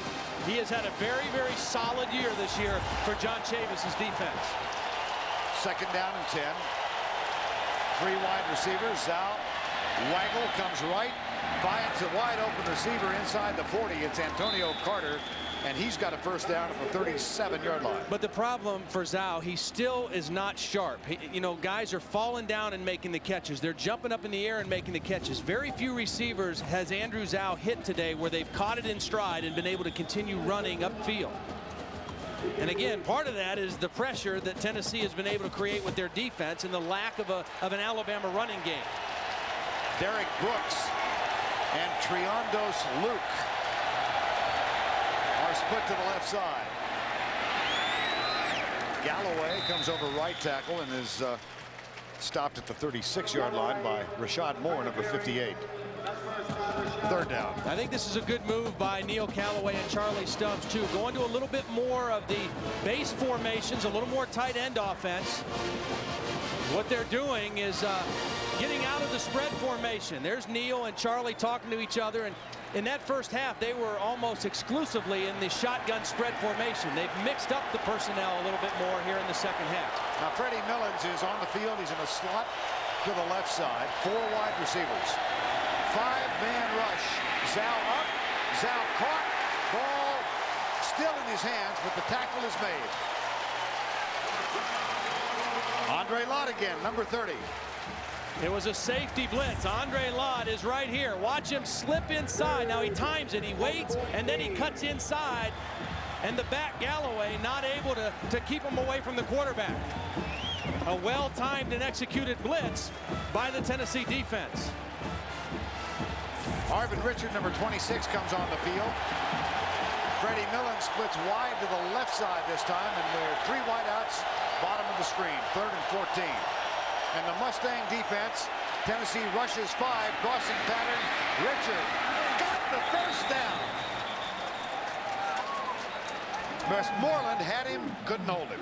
Vern, last week in the game against Ole Miss, the key play that turned the momentum of the game was a catch and run by Arvin Richards. He broke tackles. He turned a short gain into a huge play. Could this be the same kind of play today against Tennessee? Good second effort by Arvin Richards after he caught the football. And Andrew Zal finally did a nice job of getting the ball to a receiver who could catch it and run after the catch. Richard with the first down grab, a 17-3 game, 1st and 10 Alabama, inside the 27-yard line. Richard stays in the backfield. He is the deep back in the eye. They fake the toss to him. Zal rolls right. Good downfield coverage. Now finally he delivers the ball and the flag is thrown. Teddy Gaines up and over the top, number 12. It appears it's going to be an interference call, Tennessee. This was really outstanding coverage by Tennessee because Andrew Zal had nowhere to go with the football after he came out. And what Sam Collins did is he did a nice job of just putting... interference, defense, spot foul, automatic first down. The coverage is excellent, but watch Sam Collins, what he does at the end of this play. When he knows his quarterback is in duress, he's just going to turn his hind end into the defender and just shield him away from the quarterback. Look, now nobody's open right here. 3 receivers and Andrew Zal nowhere to go with the football. Now watch Collins at the end. Just stays between the defender and the football and makes Teddy Gaines come over his back to make a play. 2 wide receivers behind each other, wide left. Millens is wide right. That's Carter in motion. Play fake again. Got it this time. Launches it deep, wide open, caught. Touchdown, Jason McAdley. That is, believe it or not, Andrew Zal's first passing touchdown of the year. Vern, he had 2 guys open. He had Antonio Carter and Jason McAdley. Watch both of the receivers here. Carter's cutting first, McAdley behind him. Back-to-back bootleg plays, and Andrew Zal had his pick of Alabama receivers. Both of them are open right there, and Andrew Zal picks the easier throw for the touchdown. Neil Thomas for the extra point. Knocks it home. Think about 2 plays in that sequence. First, the attempted onside kick, which didn't work. And then the touchdown toss deep in the end zone.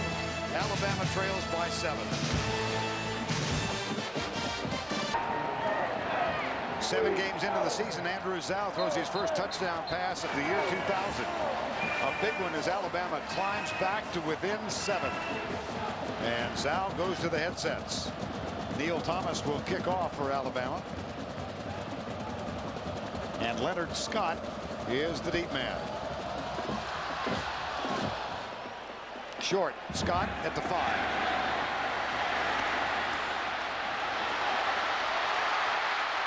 Out to the 34-yard line.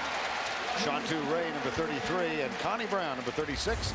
We take another look at the touchdown. Now watch the two receivers, Carter and McAdely. Both of them are going to cross the field. Carter will get there first, and he's open. But McAdely is actually more open. And Andrew Zhao does a good job picking the easier throw to a wide open Jason McAdely. All of that followed the unsuccessful attempted onside kick by Tennessee. And they were within a foot or two of completing the onside kick. Then the big catch and run. Marvin Richard that gave them a first down. On first down, here's Clausen. Play fake. Dodges a potential tackle, pulls up, lobs it out, has a man wide open. Finlayson, the big tight end. Vern, the thing that you're seeing with Casey Clausen is he has tremendous awareness and field vision for a young quarterback. He knows where his people are. Even under duress, watch, he still knows where his tight end is crossing the field. He eludes the rush and then still has the presence to pick up an outlet receiver and get the ball to the tight end. Very good vision for a young player. Eric Locke is on the field now, number 2. The one-time Alabama Crimson Tide player. There he goes wide to the right side. Locke played scout quarterback all week long. He pretended to be Andrew Zhao in practice. Clausen goes for Locke. He's wide open. And Locke is driven out of bounds inside the 40. And Vern, Gerald Dixon is completely gun shy. I mean, he is backpedaling out of there completely off of Locke. Watch the cushion that Gerald Dixon gives. He's looking in at the quarterback, and he is bailing out of there. He doesn't want to get beat deep. He's trying to cover deep, and he gives an easy cushion for Locke to catch the football. Again, it's so much about confidence playing corner, particularly if you play a lot of man-to-man. That's the 7th time Tennessee has gone after Gerald Dixon in the ballgame. Eric Locke has had an inconsequential season. That's only his 2nd catch this year. He caught 14 his freshman season playing for Alabama. Motion, left tackle. Boy, you hate that. Tight end on the left side, too. Witten moved, and, you know, you get something going, and those kind of penalties just, they're momentum killers. Dead ball, false start on the offensive line. 5-yard penalty, still first down. And time now for today's Rigid Tools Scholar Athlete. The award goes to Salim Rashid of the University of Alabama. Rigid Tools' commitment to the investment of our future is shown today by donating $1,000 to the University of Alabama General Scholarship Fund. 1st and 15. Clausen straight drop back, goes right side. Oh, he threaded that one. Cedric Wilson again. He's got 2 touchdown grabs this afternoon. Right between the corner and the safety in a cover 2 defense. There's a hole right in between there on the sidelines, and Casey Clausen knew where to put the ball and put it right there. You have to be quick with this decision. He sees the hole. He doesn't put too much air under the football, and that allows the ball to get in between the corner and the safety for the completion. 2nd down and 1. That's 5 catches for Cedric Wilson today. 2 of those grabs have gone for scores. 2nd and 1 at the 28. Clausen, Travis Stevens, and the fullback rumble to the tailback, rather, to the 23-yard line, where Tony Dixon makes the tackle, but a fresh series of downs for the Tennessee Volunteers. Impressive, Todd, how they've responded each time this half. They have responded. Alabama went down, got the touchdown, and Tennessee right back down the field. And it's being led by a true freshman quarterback. That's what makes it even more impressive. Casey Clausen had a chance during the idle week last week to go back and spend time with his mom and dad at home in California. Then came back. Phil Fulmer said the week off really did him a lot of good. 1st down and 10. Here's Clausen again. Throws it low and behind the receiver. Did he make the catch? It appears he did. How about that one? Well, Wilson again. Yeah, we've seen this a number of times from Clausen. First, he eludes the rush, but he never takes his eyes off of downfield. He still knows where his people are, and he's still able to get him the football. Wilson, he's open. He knows his quarterback's under duress, comes back and gets his hands under the football. Or did he? Yeah. Or did he? Doesn't take anything away from what Clausen did. Well, the play is ruled a catch. It's 2nd down and 3. Now it's going to be 3rd down and a long one. Let's go back and take a look at that catch by Wilson. I think it was a catch. Do you? Yep. Okay. Since this is not a presidential debate, I'll concur. Doesn't much matter what I think, though, does it? 3rd and 2. Ball at the 14. Phillip wants him to hurry up. The play clock is down to 6 right now. David Martin will start in motion behind Clausen on 3rd down. Play fake. Clausen pulls out, and he can run for the 1st down. At the 10, to the 5. Tried to get it in. He was ruled out of bounds. He dived for the pylon, but side judge ruled him out of bounds. It's going to be 1st and goal. But another good decision, Vern. Certainly he wanted to throw a touchdown pass with this play. But he makes an excellent decision. Nobody open. You need 2 yards for the 1st down. Run for the 1st down. If you can get the touchdown, great. He steps out with his left foot, but he got the 1st down easily. Heads-up decision by Clausen. 1st and goal from the 3-yard line. They'll go from the eye.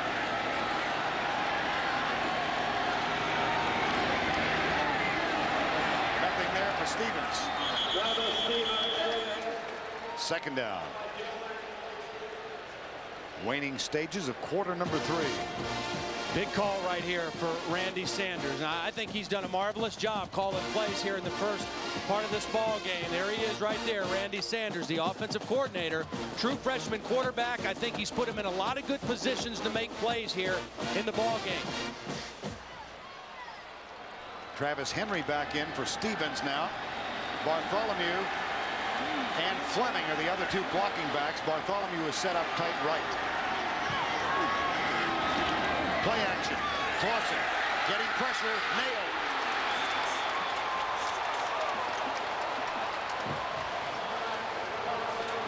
The first time that Casey Clausen has looked like a true freshman. He's got to throw this ball away, Vern.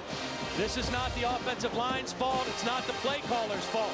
He's got to know, if I can't throw this right now, throw it out of the back of the end zone. Don't take the sack. Come back up in the same position. And Mike Dubose knows he got a gift right there from a freshman quarterback.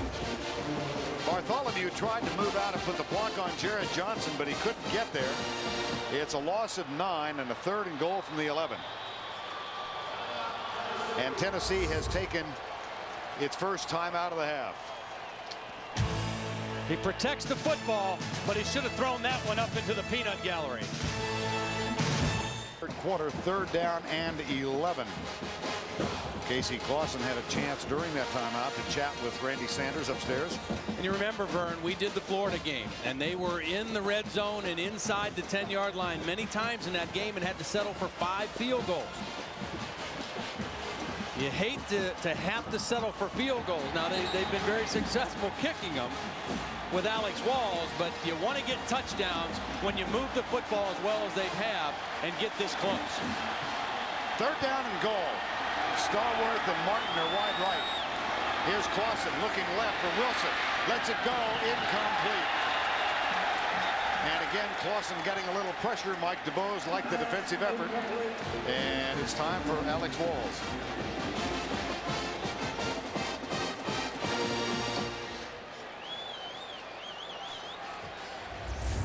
Watch the pressure right here by Antoine Odom. He's going to force the early throw by Casey Clausen.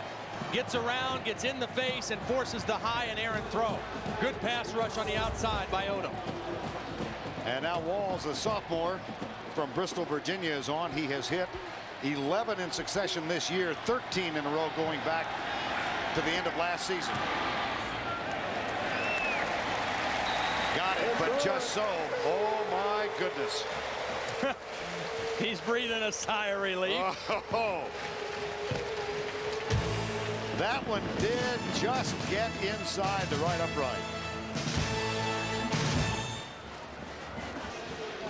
20-10. Casey Clausen leads his team down for a field goal and gives the Tennessee Yell Squad a chance to do a few push-ups.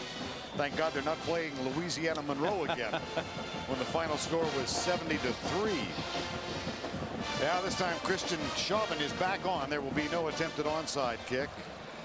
55-yard drive. They get a 28-yard field goal from Walls and a very short kickoff. Taken by Shantu. Great and terrific downfield coverage.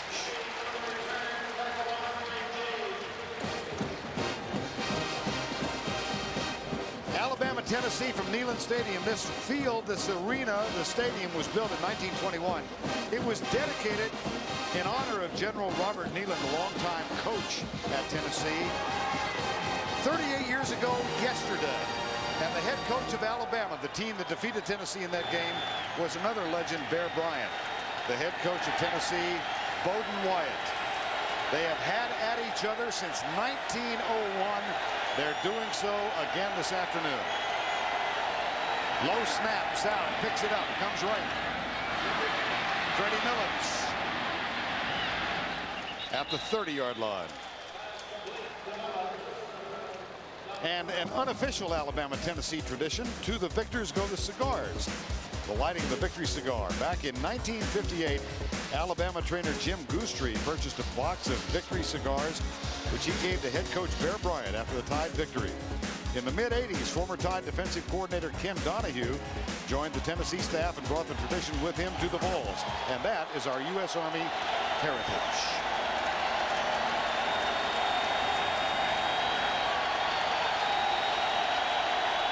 Second and 2. They toss it, and Brandon Myrie comes right. It's going to be third down. The more you can do, the more you can do. Oh, yeah. You got to earn your scholarship some way. Big Al. 3rd and 1, Alabama. Freddie Millens will be on the sideline for this play. 3 touches today on 42 offensive plays. Yeah, I really thought, I mean, he and Travis Henry, who was most effective? Myrie, this will be close. I don't know.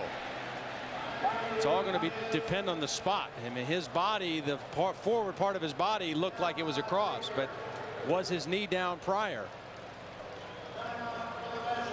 He kind of tripped at the end of the play. Tripped over his fullback McClintock, I think.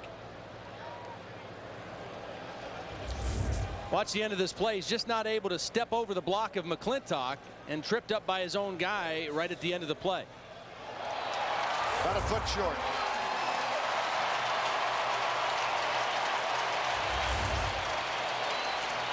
If he keeps on his feet, he probably makes the first down easily with a head of steam. Alabama, the players on the field want to go for it, and Mike Dubose says, what did Grantland Rice say? This is the game when boys become men. Well, this is a boy-to-man play right here.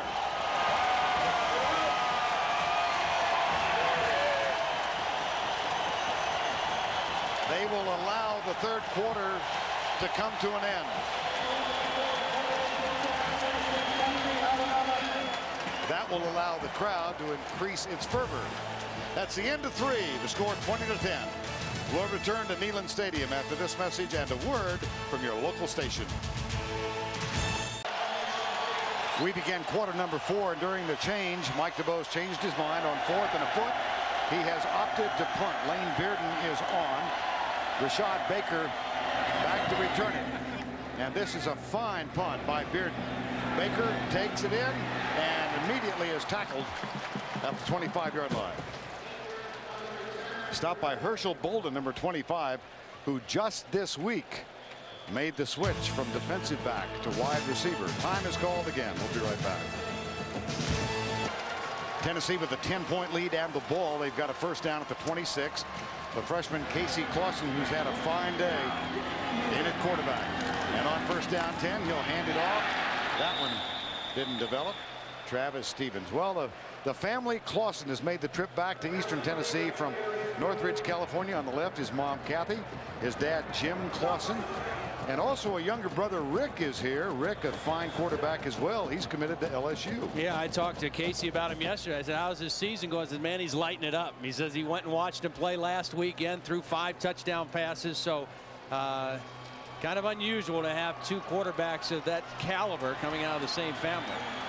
And who, in all probability, will play opposite each other for at least a couple of years. Here's the screen pass left, almost picked off by Gerald Dixon. Intended for Stevens and through his hands.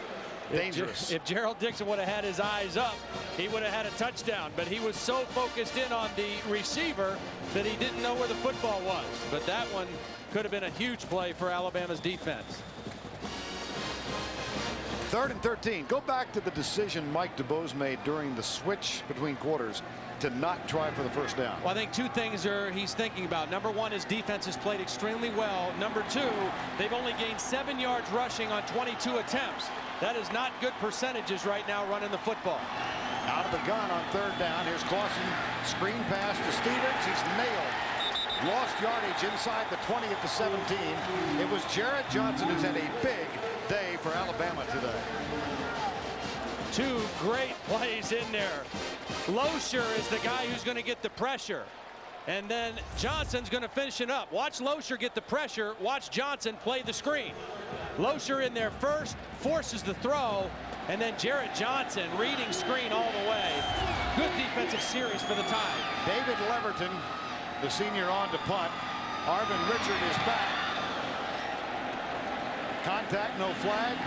And a fair catch called at midfield. So not the longest of punts, but a net of 31 yards on the kick by Leverton.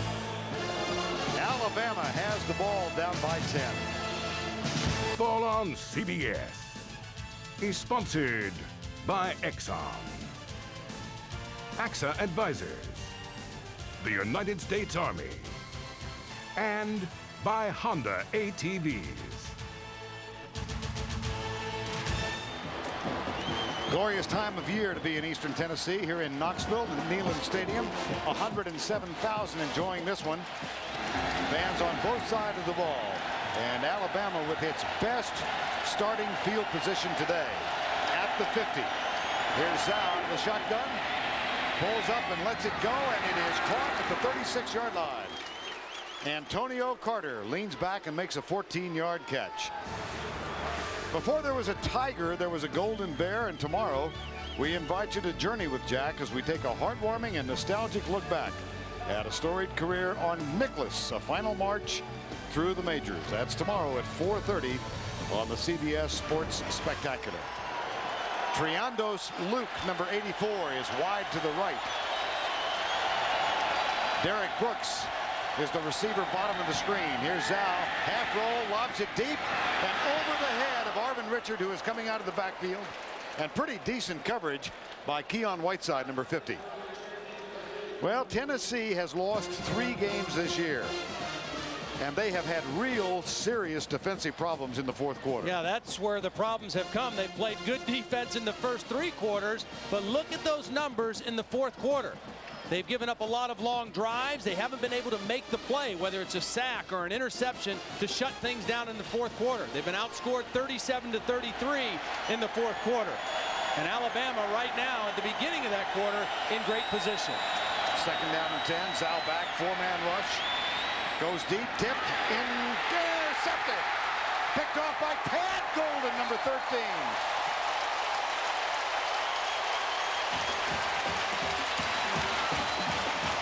How big a day has Andre Lott had?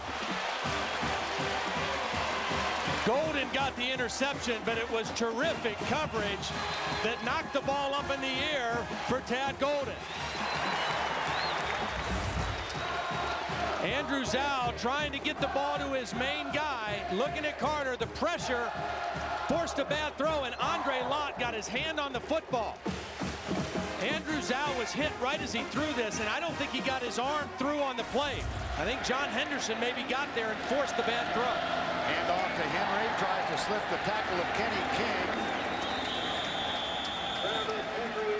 Okay, I think right now, Vern, the one thing that Randy Sanders has to be careful of is not getting complacent. They've played well. They've mixed up the plays well. He's got to stay aggressive. They got to still try to throw the ball deep if they've got the right matchup. Let's go back to the last play. Is this Henderson that gets in? Yes, it is. He can't get his arm all the way down through on the follow through. Good pressure by Henderson, and then the play by Lott at the end of the play. Back to the headsets for Andrew Zow. 2nd down, 8. Tennessee at the 35. Dawson caught and dropped by Victor Ellis, the middle linebacker, number 9. And while we've got a moment, let's go back to New York and get an update from Tim Brando. All right, Vern, a little something for your BCS pipe that you can smoke. How about Carolina up 10-0 now on Clemson? Brendan Russell takes it in. Ronald Curry having a big day so far. Nothing from Dantzler, and if Clemson loses, the Florida State game loses luster. Now, there are those who have cast jaundiced eyes at the schedule of Clemson. 3rd and 16 here. Dawson back. He'll scramble. Gets a block from Bartholomew. It'll be 4th down. And Tennessee will give it up. Unable to do anything after the deflected interception. But that's probably not the most unwise decision Clemson has made today. Yeah, don't force a ball. Don't make a critical mistake right now. Punt the football. Let David Leverton, who's been a weapon for you all year, let him change the field with this punt and play defense. Antonio Carter is back deep again. And here's Leverton off the side of his foot. See what kind of a roll he gets. Not much of one at all. Bad kick for him. Yeah, it sure was. He's a much better kicker than that, and they needed a big kick right there. He follows up a 31-yard punt with a 30-yard punt. Alabama's got the ball again. Here's the lineup tonight on CBS. We'll begin with the new drama, That's Life. Then Chuck Norris stars as Walker, Texas Ranger, followed by Craig T. Nelson in the new hit drama, The District, all tonight on CBS. 1st and 10, Alabama down by 10 with 10 and a half to go. The toss left, and here's Arvin Richard out of the backfield, number 26.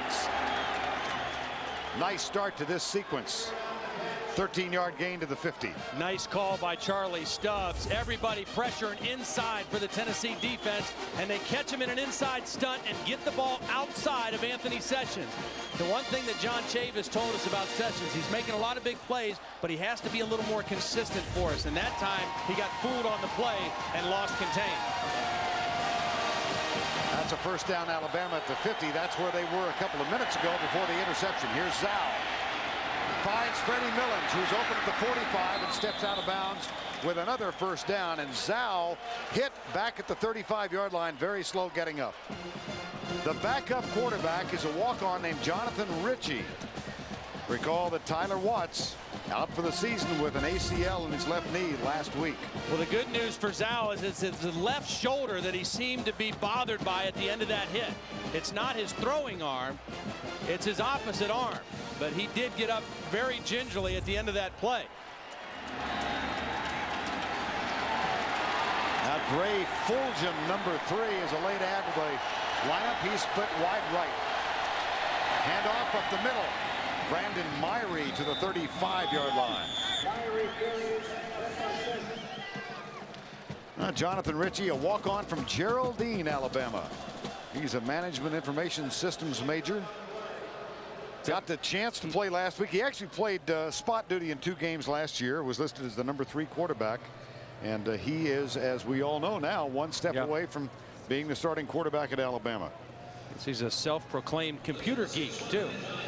There is a player down. It's Anthony Sessions, number 22 for Tennessee, down at the 35-yard line. They're looking at that thumb now. Anthony Sessions tore ligaments in his thumb in the Georgia game, and they thought he might have to get surgery, and they opted to not go with surgery. But I don't know if it's the same injury or if something else got banged up there, but he is playing hurt today anyway for Tennessee.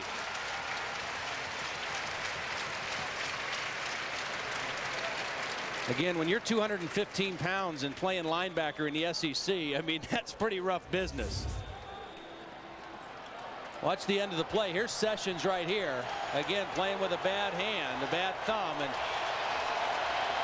Just gets underneath there. On second down from the 35, Zal out of the spread, handoff to Myrie.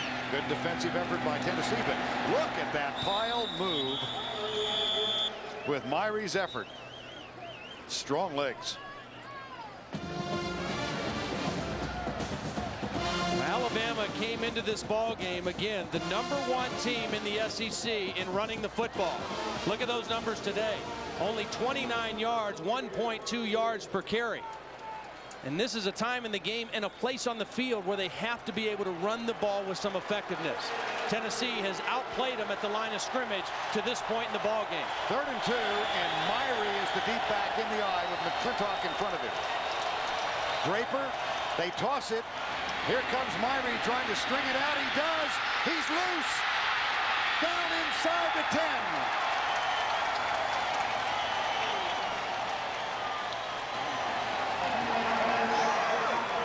Vern Andrews-Al did a great job of getting this pitch off because he was falling down right as he got stepped on and still had the presence to make a good pitch. And then he just follows his fullback. McClintock got a good turn-in block, a good block on the outside by the wide receiver Sam Collins, and a huge running play for Alabama at the time they needed one. Willie Miles got down with an ankle tackle and stops him, but a gain of 23. 1st and goal, Alabama. Myrie, fumble, Tennessee ball.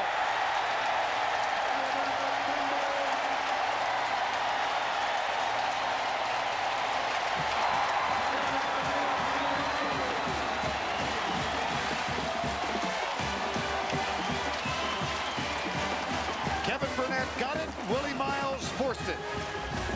Take a look at this. Watch the hit on the football. Willie Miles, the helmet on the ball, it comes out. And for the 2nd time now in the 4th quarter, the team that has struggled in the 4th quarter, that hasn't been able to make a play, they've already had an interception and now a fumble in the 4th quarter of this ball game. Turnover is now 3-0. Back the first fumble recovery. Clausen about a yard out to the 11-yard line. Travis Stevens, the 5'9", 190-pound backup tailback. Nebraska with a huge win over Baylor. Miami does nothing to hurt its cause, 45-17. And Florida State rolling as expected over Virginia. Georgia, that one was up for grabs all afternoon, and Georgia comes from behind and defeats Kentucky 34-30. Movement. Fullback moved early.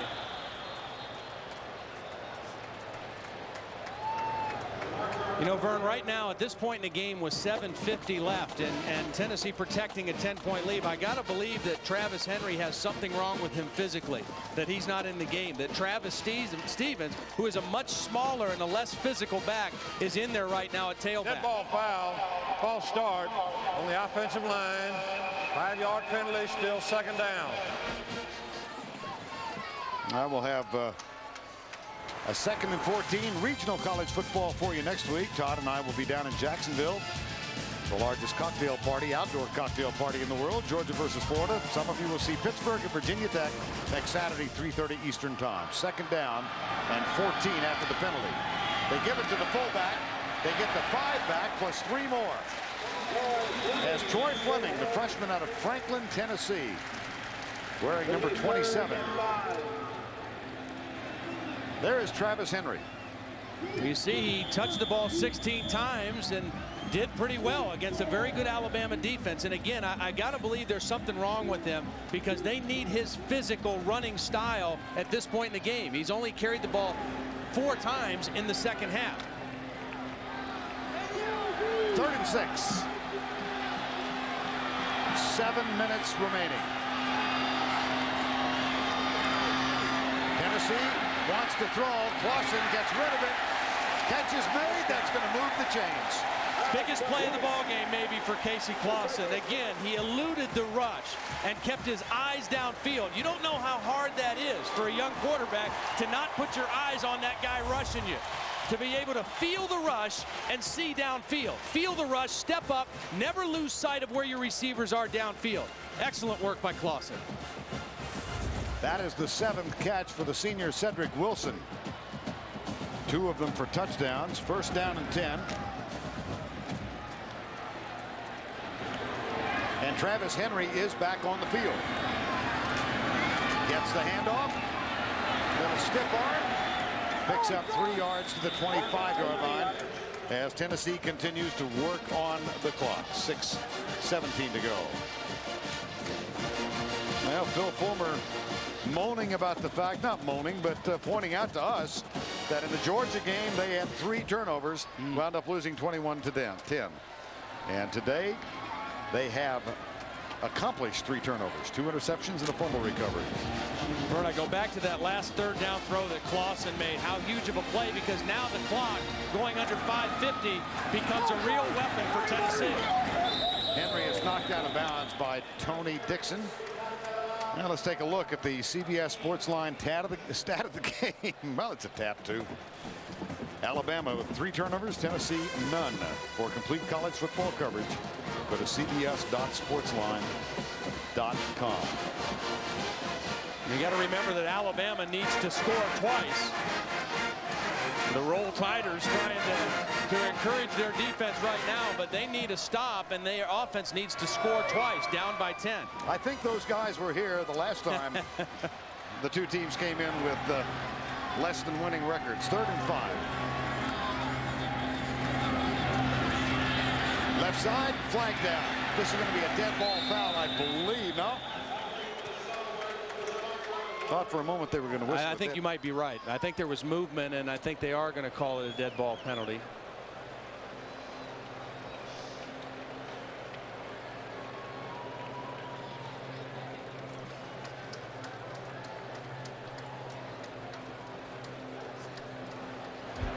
Offsides. Defense lined up offsides. A 5-yard penalty, and that creates a first down. Wow. 2 key 3rd down conversions. One by a pass from Clausen. This one on a penalty by Alabama's defense. They were lined up offsides. Hard to see. Well, there it was. The movement across the line. Kenny King jumped early and couldn't get back out of the neutral zone. And so a free gift of a first down. And again, the clock back in Tennessee's favor. Alabama does have all 3 of its timeouts remaining. But the clock now moving with 5:25 to go. 1st and 10. Fleming and Henry in the backfield. More motion. Now, was this initiated by Tennessee? And let's check in with Jill Arrington. Travis Henry, I talked to the Tennessee doctors. He said physically he is fine. It must have been a coach's decision to take him out. Now, Anthony Sessions re-injured that thumb. They have taken off the cast, put a new cast on, retaped it. Henderson is also down. He has cramps in his stomach. The doctors are working on him right now. That's from the Tennessee side. Okay, Joe.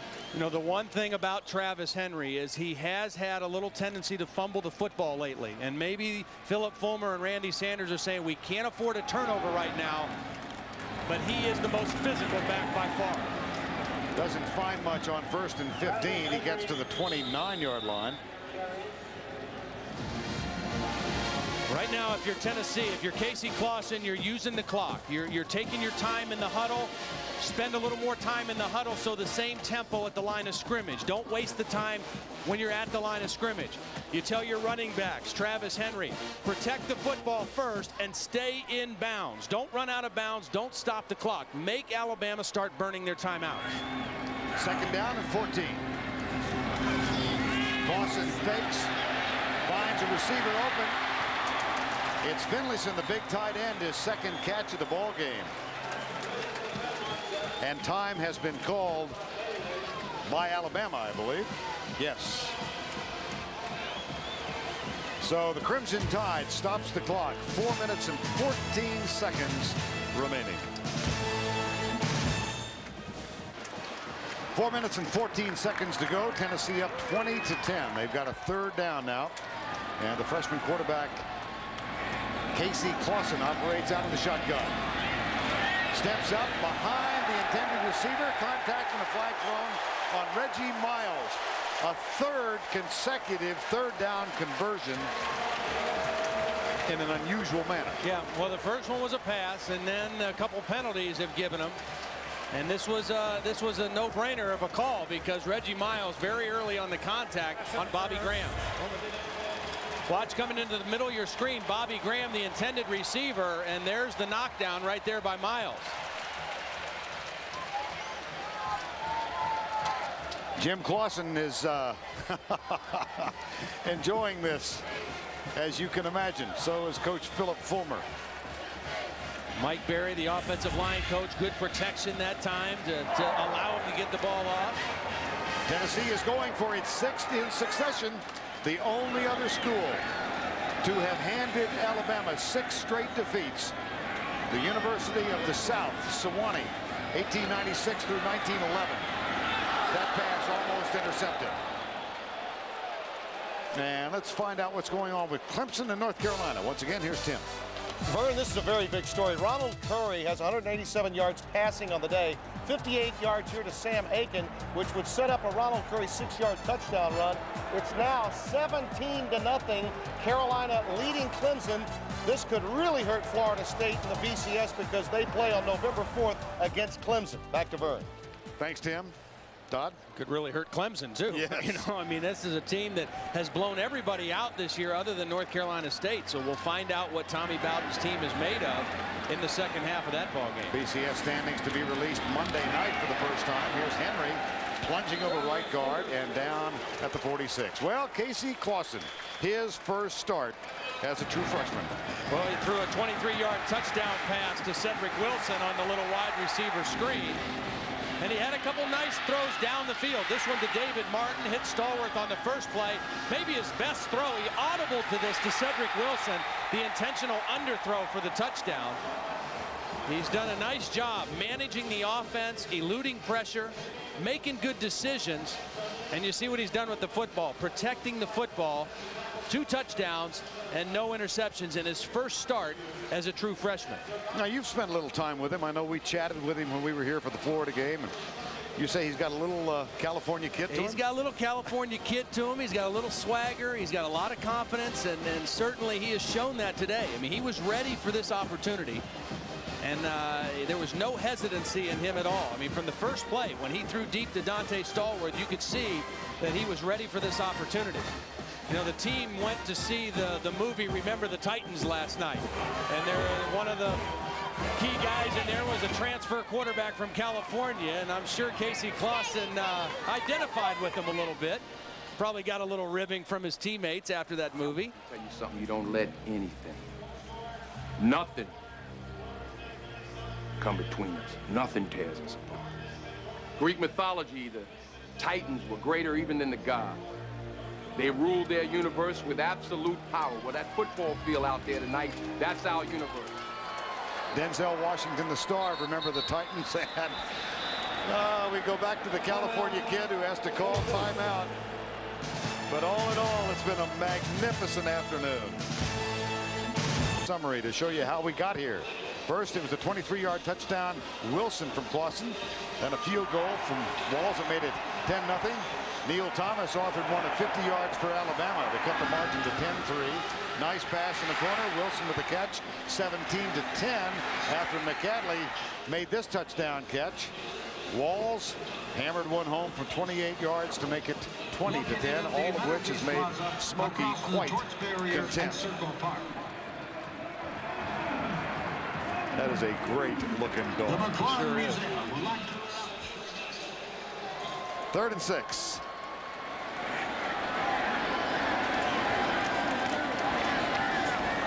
Clausen being chased, caught, and dropped at the 50-yard line. And that will bring up a 4th down. Alabama will use its final timeout to stop the clock with 3:47 to go. 3 minutes and 47 seconds left. Crimson Tide down by 10. On 4th down, Tennessee, David Leverton, and this one's going to be a magical punt. Now Leverton can celebrate.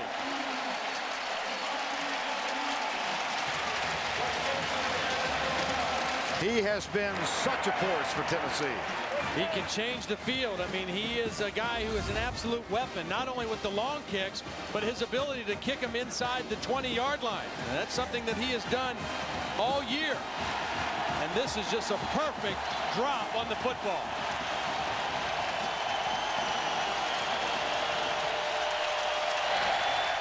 Might be the knockout punch. Looked a little bit like a drum major going down the field there. He did.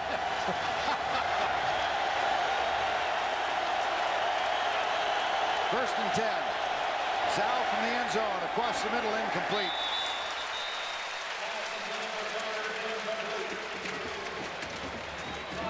Alabama coming in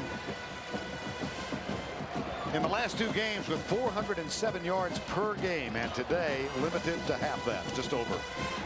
You really have to give credit to John Chavis and his defense. I mean, they held Alabama to 237 yards last year in the ball game, and this year an even better effort. There's Big John. Second and 10.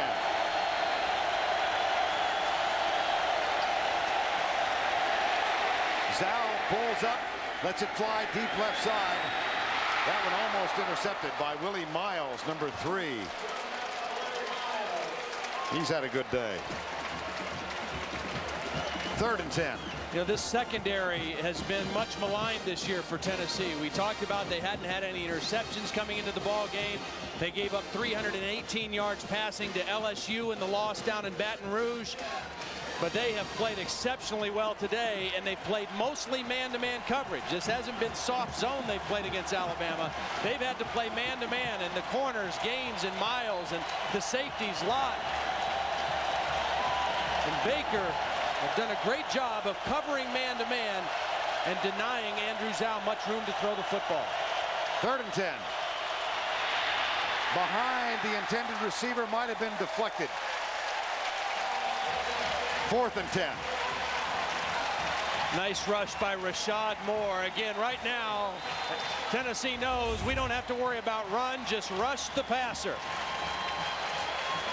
Rashad Moore in there, Will Overstreet in there. Back-to-back plays, they've put a lick on the quarterback. This was 2 plays ago.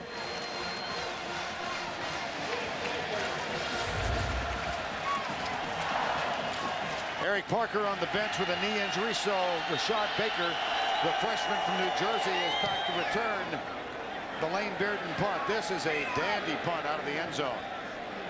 Terrific. Wow. My goodness. Well, Lane Bearden has had an inconsistent day, but he gets a 62-yarder with that effort. Well, in the SEC West, Alabama 3-1. Mississippi State, of course, 2-1, and the 2 teams meet on the 11th of November. But they're about to go 3-2, I would think. Yeah, the only solace for Alabama when you look at those standings is they play Auburn, they play Mississippi State, and they play LSU yet. So they still have those head-to-head games against teams within their division. 3:05 to go, first and 10, Tennessee trying to even its season record at 3-3.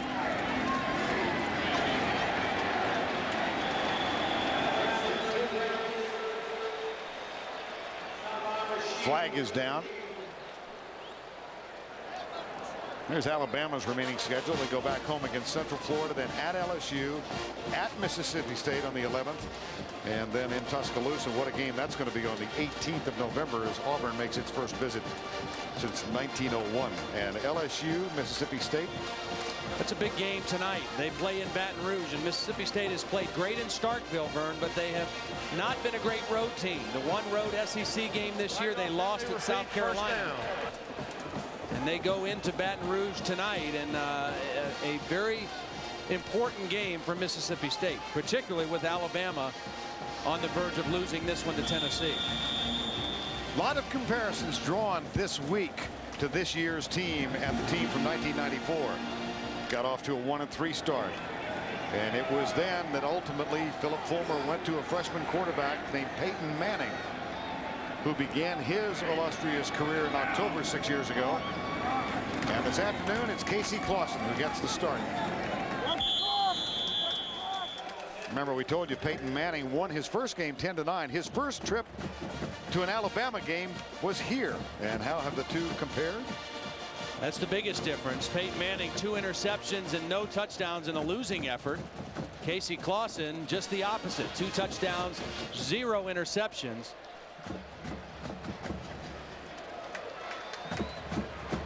How interesting things are.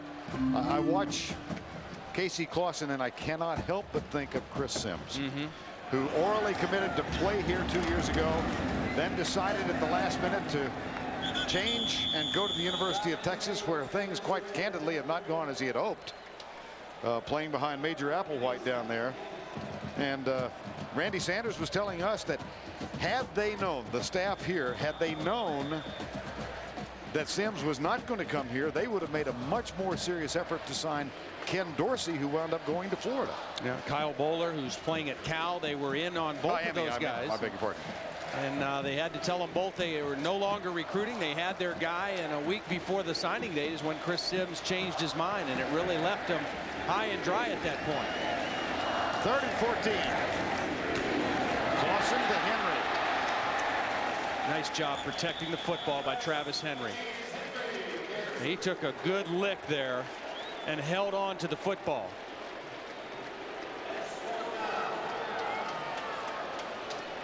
I don't think this is going to shock any of you, but our player of the game is going to be a kid from California named Casey Clausen. 17 of 24, 213, 2 touchdowns, no interceptions. I think Philip Fulmer got exactly in this game what he wanted, what he hadn't gotten earlier. He got a spark on his offense from Casey Clausen. They made plays from the quarterback position. And he also, in the 4th quarter, got some defensive plays. An interception, a forced fumble that killed Alabama drives. Final timeout taken by Tennessee. The player of the game, Casey Clausen. And the award presented by Salomon Smith Barney. Watch in December when Salomon Smith Barney presents the CBS Sports College Football Player of the Year award show.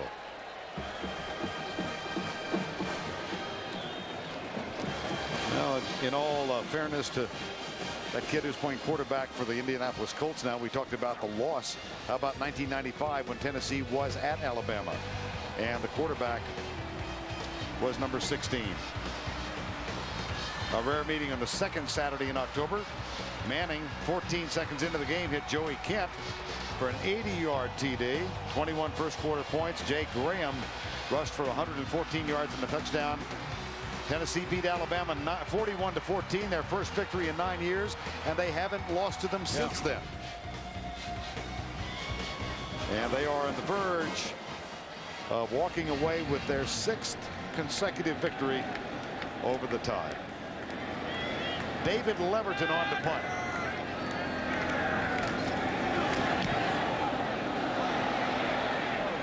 Well, he's had an interesting day, hasn't he?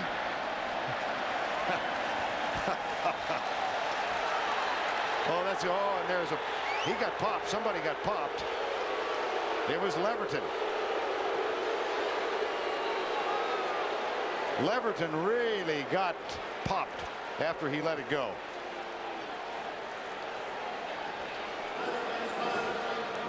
Well, a lot of frustration here at the end of the play. Herschel Bolden is going to just take a late, unnecessary hit on the punter. Oh, wow. David Leverton just watching the ball bouncing down the field, and really uncalled for by Herschel Bolden. And very lucky they didn't call a penalty. Nobody watching that part of the field. Now, Bill Goss, the referee, was looking downfield. They just replayed our replay on the big scoreboard here. There's the tackle on Zhao. Well, something really unnecessary by Herschel Bolden, because the relationship between these two schools and the fans of these two schools has been, for the most part over the years, exemplary. Casey Clausen and the Volunteers.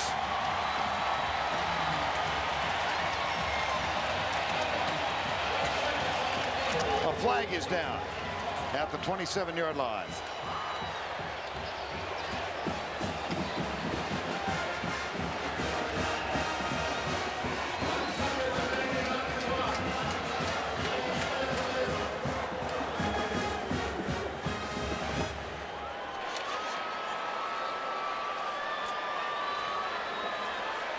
One more play. 1 second on the clock. Tremendous defensive effort by Tennessee today. You just can't say enough. They dominated the line of scrimmage. They stuffed the running game. They pressured Andrew Zhao, and they played man-to-man coverage just about as good as you can play.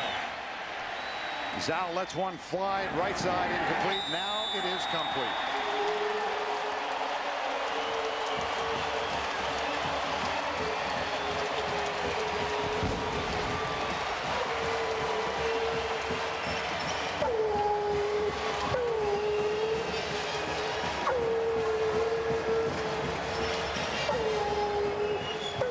Final is 20-10. Tennessee goes to 3-3. 1-3 in SEC play. Phil Fulmer is now 7-1 against Alabama. Mike DeBose winless against the Vols.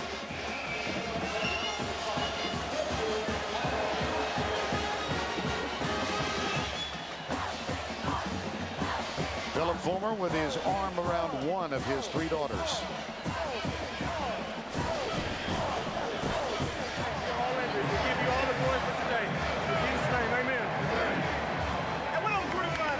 Good win for that guy right there. He's a good football coach. You know, he's only lost 17 games in his head coaching career here at Tennessee. And Phil Fulmer is with our Jill Arrington. Coach Fulmer, you got the big plays today. Is that the difference in today's win? That was the difference in today's win. We got some plays. Obviously, there's a million things to correct, but I am so excited for these kids. You know, we've been so close, you know, to being undefeated, really, or maybe one loss. But these kids have not quit fighting. They've believed in each other. It was their football game today. They deserve all the credit. And what about Casey Clausen? He showed such poise on the football field. Didn't look like a true freshman. Casey's done a good job. He continues to grow as a football player and as a person, but we're very, very proud of him. That's what he came here for, is to play in games like this, and he did a heck of a job today. Congratulations, guys. Back to you upstairs. All right, Jill, he keeps playing like that. His folks are going to get seats that are not in the end zone. 20-10 the final. Tennessee wins it. We're going to go back to Tim Brandon.